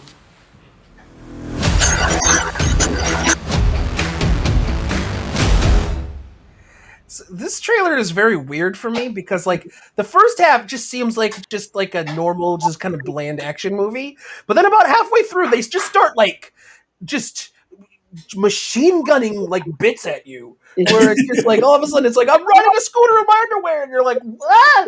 I thought this was like kind of like a bland, boring, action movie. But I don't know, Jared, what do you think of this? Yeah, I'm hyped. I like Jean-Claude Van Damme. He's starting to age into old Buster Keaton somehow, which is very weird. Keaton, it's who you are named after. That's true. He named my cat after him, and he's tattooed on my arm. And yeah, I'm on board. It looks like Cool and Ross said in the comments. It might be his best movie since JCVD and The Quest, and I am here for it. Especially because it's on Netflix, so I don't have to pay to see it in a theater or hunt it down as like a weird import DVD or something. Huh. What do you think, Kenice? I'm going to watch that movie. I'm going to watch it on my projector. I'm going to watch it with popcorn. I'm going to buy lots of candy, and I'm going to hit whoever's sitting next to me because I'm excited. And I'm excited to do that. It looks silly and dumb. Yeah. I'm pretentious as hell, so it being French is a bonus. Yeah, I love it. All right. Yeah, I love that. Like partway through the trailer, like, does he have an absurd mustache? And it's like, okay, he's got a weird mustache, and then it's like, oh shit, he has long hair suddenly, wigs and stuff. It's great. Like it looks like he wanted to make a John Wick movie, but he's Jean-Claude Van Damme. He doesn't have the taste to to do it that way. So it's just crazy. Yeah, I mean, I don't know. I'm not a huge Jean-Claude Van Damme fan, admittedly. I don't think I've seen any of his. I can't name a single movie of his. What has he even done? Like, what are some Jean-Claude Van Damme movies? I mean, he made a movie, I think, that is called Jean-Claude Van Damme, or JCVD, so that's what I know it from. Or wasn't it like Jean-Claude Van Johnson or something like that? Yeah, that was the name of his character, I think. But like, yeah, it was called JCVD. All right. He plays like a version of himself, basically. And he like has this great monologue where he like bears his soul about how he's been like a fuck up and like a drug addict for like years of shit. So yeah, he's capable of great performances, but he's also done like fucking Universal Soldier, Double Impact with what's his name, Dennis Rodman. There's one that takes place in a hockey arena that I liked a lot. I can't remember the title of right now. Okay. Yeah. All right. Yeah. No, that was John Woo, but yeah. Yeah, so I don't know. This looks like it could be fun. It's not really like something that I would kind of go for. This is kind of seems more in like the Fast and the Furious side of things, which is, which is, kind of, I could, bye Kenice, I guess. Bye Kenice, I didn't realize you were leaving. I don't know. For this show, I'll definitely watch it. Yeah, I hope that we can watch for the show, depending on what else. Sudden Death is the movie I was thinking of, where it's like Die Hard, but in a hockey arena. He's really gone. Yeah, I don't know. I don't know what the fuck happened. All right, well, was this timer cut off? I was trying to like. Maybe because you fucking insulted the Fast and the Furious movies, and. I just said that, this seems more on that side of things. I don't think they're like, I don't think it's like, bad. I don't think it's like, I mean, personally, I consider them bad, but, I don't think it's like, I was just saying, like, this is for those people. The people that give Fast 5 a 10. This is for those. Yeah, those people. I am very on board with this one. Oh, he was also obviously in Street Fighter, but obviously that sucked. But it's also it's a happening level, masterpiece in its own way. Yeah. I do enjoy those. Okay, and then Facebook Messenger won't let me type anything in the box. Oh, that's weird. That is I don't have. I mean, I've got it open in a separate window, but she's not messaged either of us at all. So. Oh, she's back. I don't know what the hell happened. It's all right. I'm just glad you're here. Cool hand, Ra, you my man. And That's why we're in like 8 group chats together. So only people who are going to heaven on the first try. I'm going to hell. I'm going to burn forever. Yeah, and I agree. Bex and Ross should be friends. Okay. Yeah. So let's get to the movie review portion. So what we do when we do the movie reviews is we actually watch the trailer or we watch a clip from the movie. In this case, there's really no good clips that are like anything more than like a minute. And I want it to be slightly more substantial than that. So we're going to watch the trailer for the movie that we all watched for this episode, which is A Glitch in the Matrix, which is a documentary by Rodney Ascher, who also did the Shining documentary, Room 237, which was bonkers and amazing, in my opinion, at least. But so here is the trailer. So you got 2 minutes to kind of get up and stretch your legs if you want, Kenice, or take a quick bathroom break, etc., etc. But here we go. The trailer for A Glitch in the Matrix, and then when we come back, we're going to review it. Yay! And away we go. I have, through dreaming and waking up, lived thousands of different lifetimes. There are fundamental metaphors about reality, waking up from a dream. We have this cognitive experience of shifting between realities. There's another world behind this world. Okay, so this is going to set the tenor for everything. We are living in a computer-programmed reality. Simulation theory is the idea that this is all fake. The Matrix was real. We are being inhabited by some sort of player. I would start giving myself tests. I'm thinking of someone and I turn the corner and there they are. The only clue we have is when some alteration in our reality occurs. We are living in a simulation. Okay, so what do I do with that? I don't know. Enjoy it. Simulation theory is a blending of religion and science. This is a way to deal with the complexity of human existence. What's the point of laws? What's the point of all this? This is what it feels like to be alive right now. The inability to separate real world from digital reality. A world without rules, controls. People are scarcely real to me. Because it's a game. There's a lot of very dark forces on the horizon. There are things that are trying to manipulate me. This world is capable of falling apart. Somebody's got to be putting their hand on the scale. The creator of the game.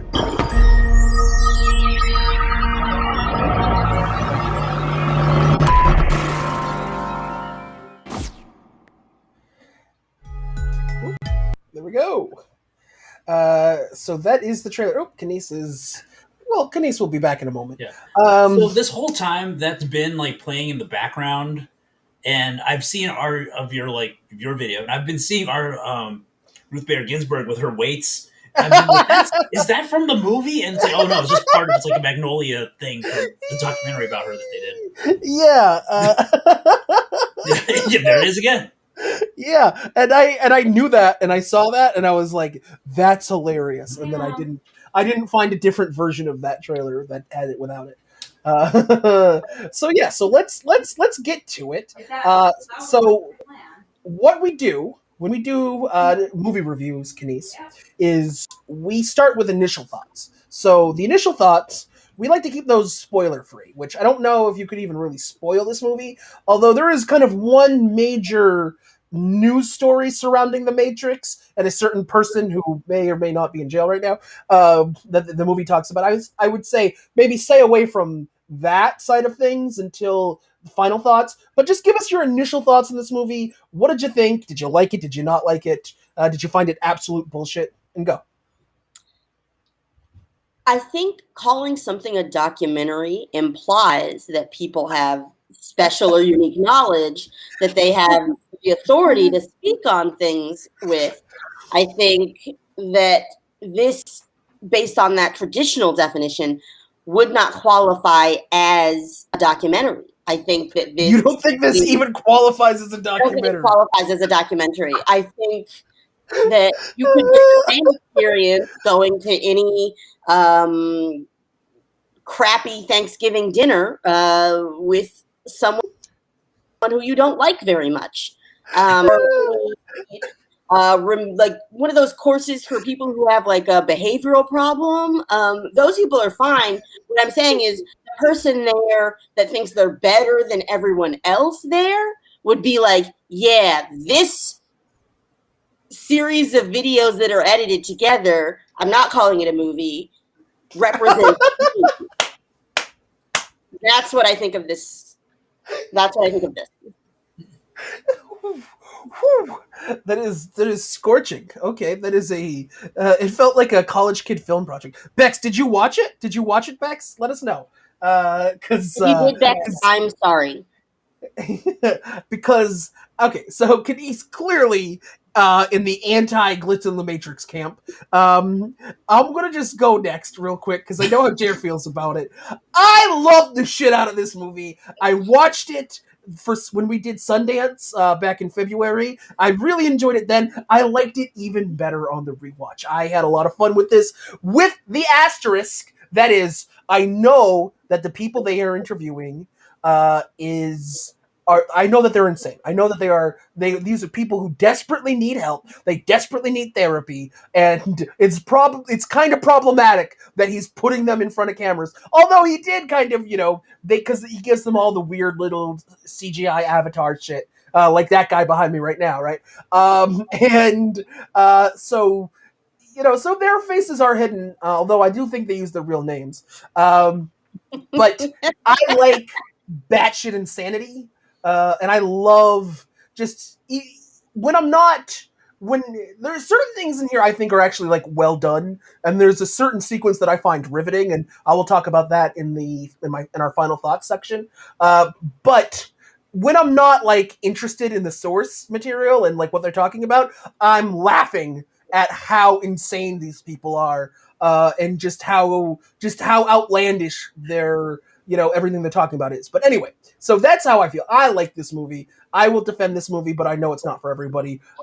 Jer, what are your initial thoughts? Yeah, I'm with Kenice. It doesn't, it seems cruel to put these people in front of a camera and be like, let's put them, even if you blur their faces out or whatever, it's just like, ugh.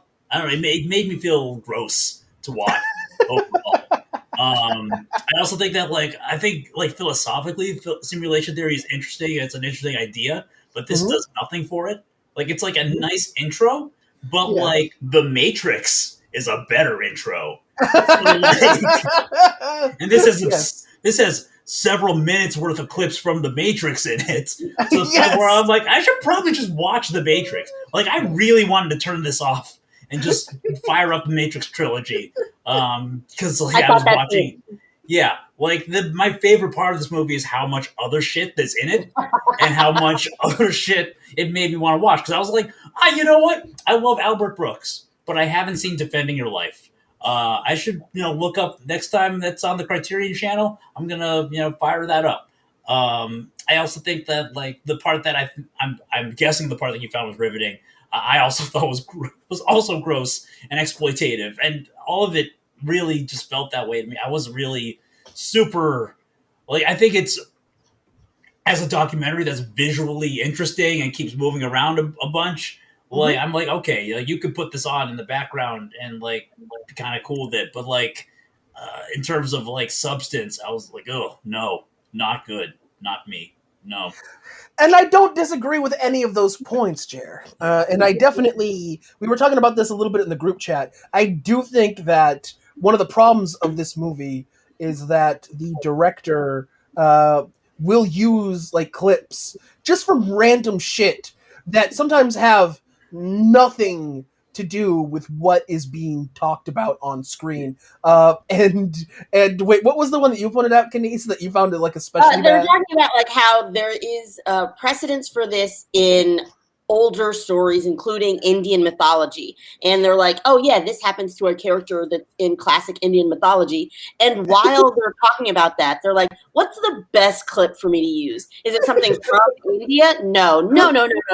Is it something that references that story at all? Not even a little bit. We've got to use Avatar, the movie Avatar. Where we're comparing blue people to like the mythology of Indian people. And I was like, wow, interesting. Okay, these are choices. Good old Rodney Ascher, baby. So, I mean, and here's the thing. I guess maybe if either of you had seen Room 237, which is just the insane people interviews, where it's a whole movie of just randos, I think he found on like Reddit or something, just calling him and telling him their theories about the movie The Shining, and there's only like 2 or 3 of them that really make any sense. And one of them is somebody just kind of talks about the theory that Stanley Kubrick did the moon landing, that he was the one who filmed that.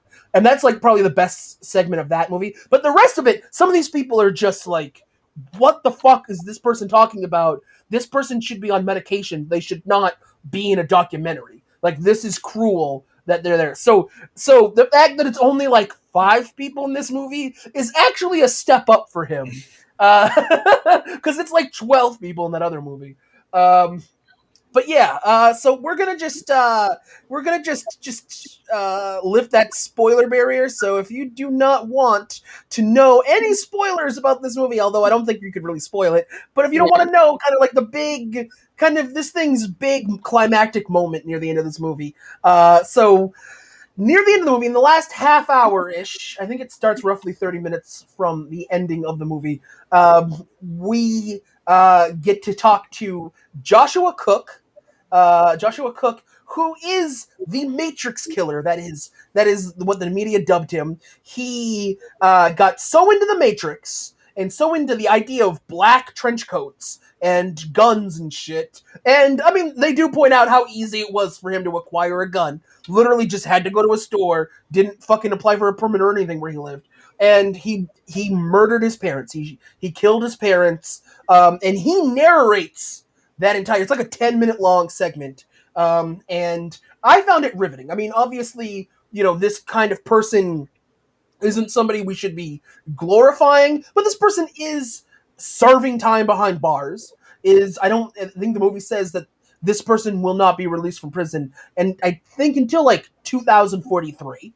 So they've got, almost 20 years to go, over 20 years to go, actually. And that whole segment, and just kind of this guy narrating the story of how he learned the meaning of empathy in real time.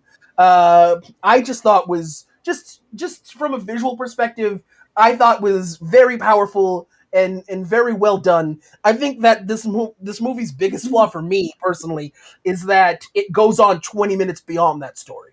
Because I think this movie there's a certain, and I felt it the first time I watched it, I felt it again, just fucking end it. Like, why are we doing an additional 20 minutes of this movie? The movie is just way too long. It's at least 20 minutes too long. But I found that pretty good. Yeah, so I know it's a flawed movie. I'm giving it an 8, man. I enjoyed this movie. I know I'm wrong. I know I'm wrong here. And I just can't help what I am. But yeah, okay, so Kenice, final thoughts on this movie. Rip on it some after that description, I'd probably rate it -0.16. Yeah, that's a Tookie Kavanaugh type. Becky, rating. you're my favorite person I've met from doing this show. But yeah, Kenice, so give us your final thoughts and your rating out of 10, or if you want to go on that scale, you can give it whatever you want. I think one of my real issues with it is that it treats all ideas with the same gravity. So it's this guy saying something that I was like, do you mean reading? When he's like, so it's like the magazine is like a program, and my dad repeating a line that he heard in the magazine, that was the program downloading into my dad and then coming up and then proving to me that other people don't exist. They're just operating systems. And I was like, okay, so like having information, like what? Why are you treating these people as though these are real ideas and animating them as though these are profound thoughts? I was so frustrated. It's the same reason why I don't like the movie Anomalisa. I think, Jer, that you liked it, but it was just like, what a narcissistic asshole. And and I am sorry to this man. No, don't do this. I'm giving this movie a 1 because technically there were effects. Some of them could be visually interesting in something else, but that I had to sit through these ideas with those effects, it's a 1 because it exists. We can't say that it doesn't exist. I have to watch it, so it gets a 1. I mean, I will say that kind of. What if like it doesn't exist, but it's just part of the simulation? I'd say stop doing drugs in your parents' basement. Fuck you. No, shut up. Stop. I mean, I get where you're coming from. I will say, though, it's kind of a hallmark of Rodney Ascher. This is kind of his entire deal. His entire deal is that every idea is on a level playing field. You know, and it's very much present in Room 237 because so many bad theories about the movie. There's literally a part in Room 237 where somebody says, you know, in the beginning, in the beginning of The Shining, you can see Stanley Kubrick's face in the clouds. You can see a clear outline of his face. And they play that scene, and they don't even outline. And like every time, I've seen The Shining maybe like 2 or 3 times since, and every time I look, like in the beginning, like, where is Stanley Kubrick's fucking face in the fucking clouds? And it's not there. It's not there. You find out that man just had a dirty television this whole time. That's like, he would never wipe the screen off. You're like, that sounds like a you problem. You know, just like how you can see Stanley Kubrick's face every time you watch an episode of Friends. Same thing. You know, his face is omnipresent in everything you watch. You know, and so even when I watched this for Sundance, Rodney Ascher did like a little intro and was just kind of going on about how, like, you know, I had so many people tell me that I should quit filmmaking. I was ready to quit, and then one of my shorts got featured at Sundance, and then I premiered Room 237 here, and I'm so, you know, it's kind of, and then he goes like, and it's kind of like a cool, weird, sad kind of coincidence that I'm like, you know, premiering a documentary about the digital world. You know, during a global pandemic where, you know, the vast majority of our contact with each other has become digital here at Sundance, you know, so I gotta thank Sundance. It launched my career for better, or some kind of all, or some reason, I think he said like, or a lot of people would say for worse. So like, he knows that, you know, what he does isn't for everybody. But yeah, it is. I mean, and there's so much stupid. Like, there's like that guy who kept like the 12-day calendar, where he would keep a calendar of every 12 days of his life, and he goes, you know, every 12th day something significant would happen, or every 3rd day, or every 4th day, and it's like, then it's not a 12-day calendar. Yeah, significant is, and he never says what the significant things are. It's like, these just sounds like fucking events that happen in your life, man.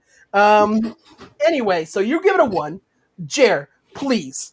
You look like you're fuming. Final thoughts and rating, please. I'm just this fucking guy.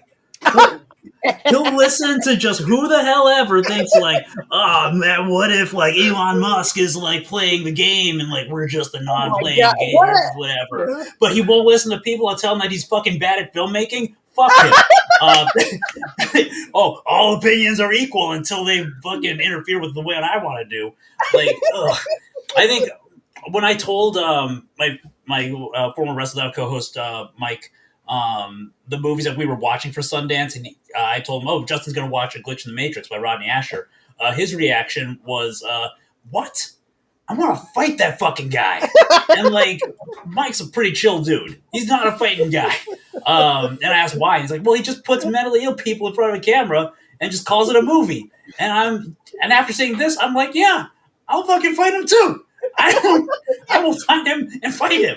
That is my life's goal now.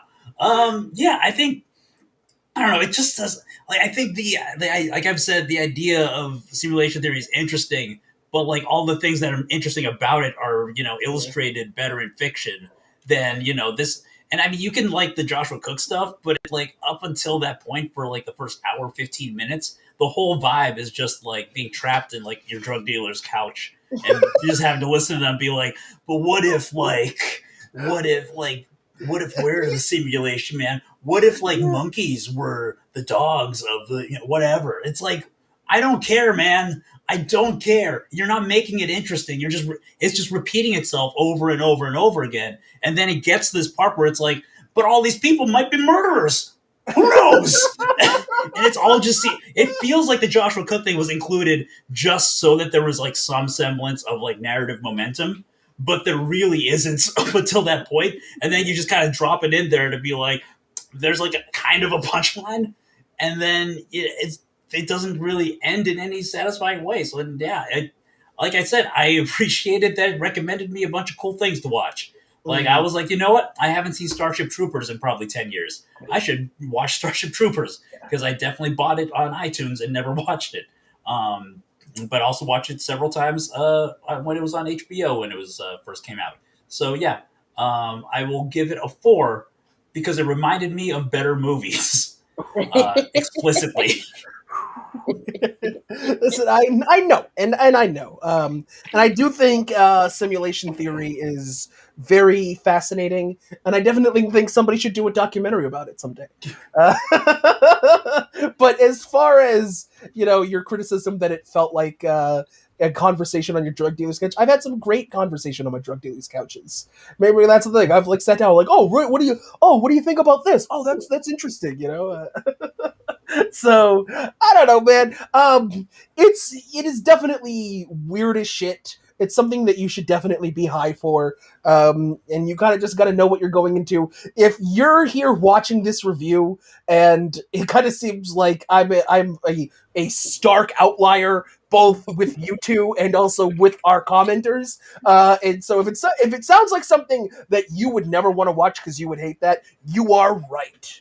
You are so right. But it sounds like something that you're like, wow, that sounds insane. That sounds like 2 hours that'll be at least be entertaining.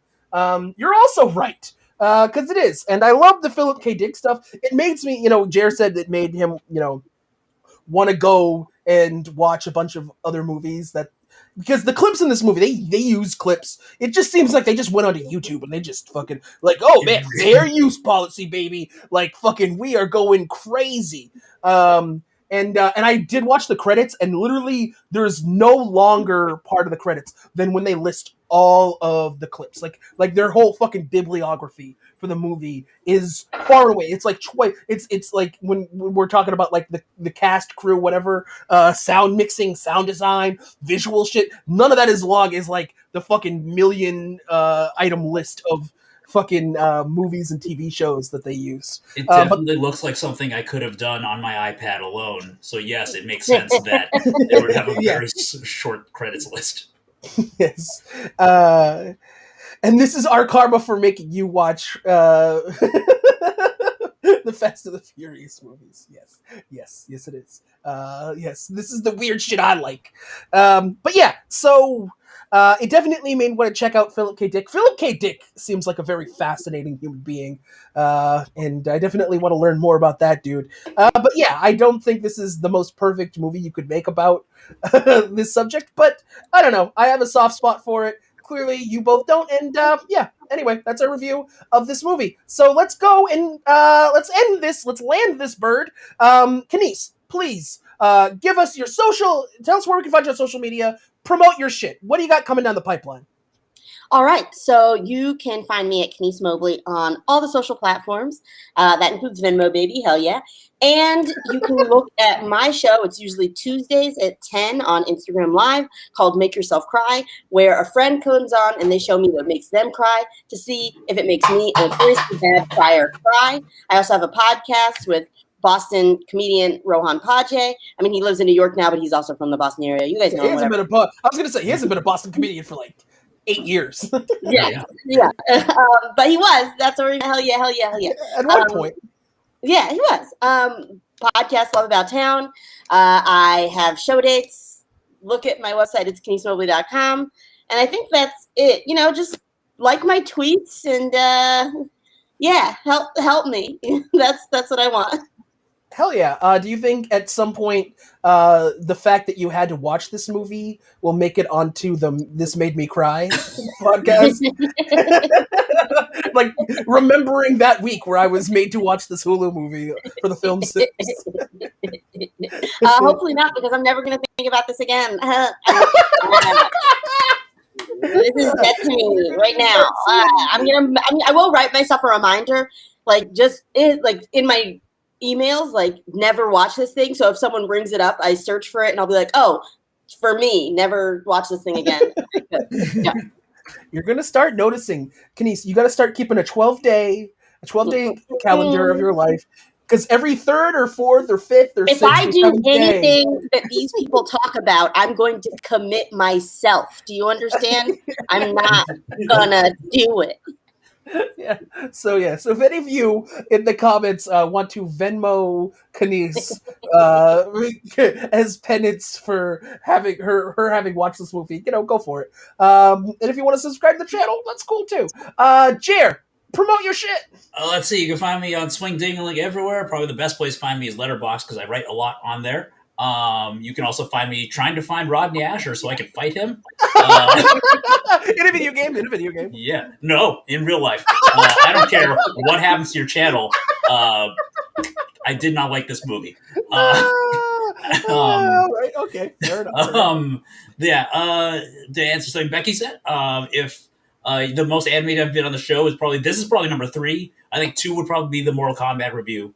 Mostly because Dan Harold, it's infuriating. And if you want to see me on most animated, ask me about Jared Leto. I think he's terrible. Anyway, you can find me on Twitter, Letterboxd, probably Goodreads, some other places. Mr. Swing Dingling on Swing Dingling, all those. Mr. Swing Dingling on Instagram. And you can find me. I actually just put a hold on the audiobook of A Scanner Darkly by Philip K. Dick. So I'll probably give that a listen whenever I get a shot. So something good will have come of this movie in a few weeks. All right. Okay. And finally, hey, I'm big now. It's me. I'm big. Okay. Watch us tomorrow night, 6 p.m. Eastern Time, This Week in Nerd Stuff with Mikey Jesus. And then this Saturday at 7 p.m. Eastern Time for the first episode of The Hiddle Simps, where me, Jer, Mikey, and actually Rashid, a.k.a. Cool Hand Draw, go into the first episode of Loki on Disney Plus, which I watched this morning and I loved. What a great show, and I think we can all agree that was good, and have it not be controversial and not be in trouble. And I feel like I'm bad now because I like the thing. But yeah, in the meantime, thanks to our commenters, Cool Handdraw, Nikki, Simply Bex. I think that was everybody, right? There wasn't really anybody else. Nikki, wait, did you say Nikki? Yeah, I said Nikki. Okay. But yeah, so thank you, all 3 of you, for commenting. Thank you guys for watching. And fuck everybody. Fuck all of you. I love you. You're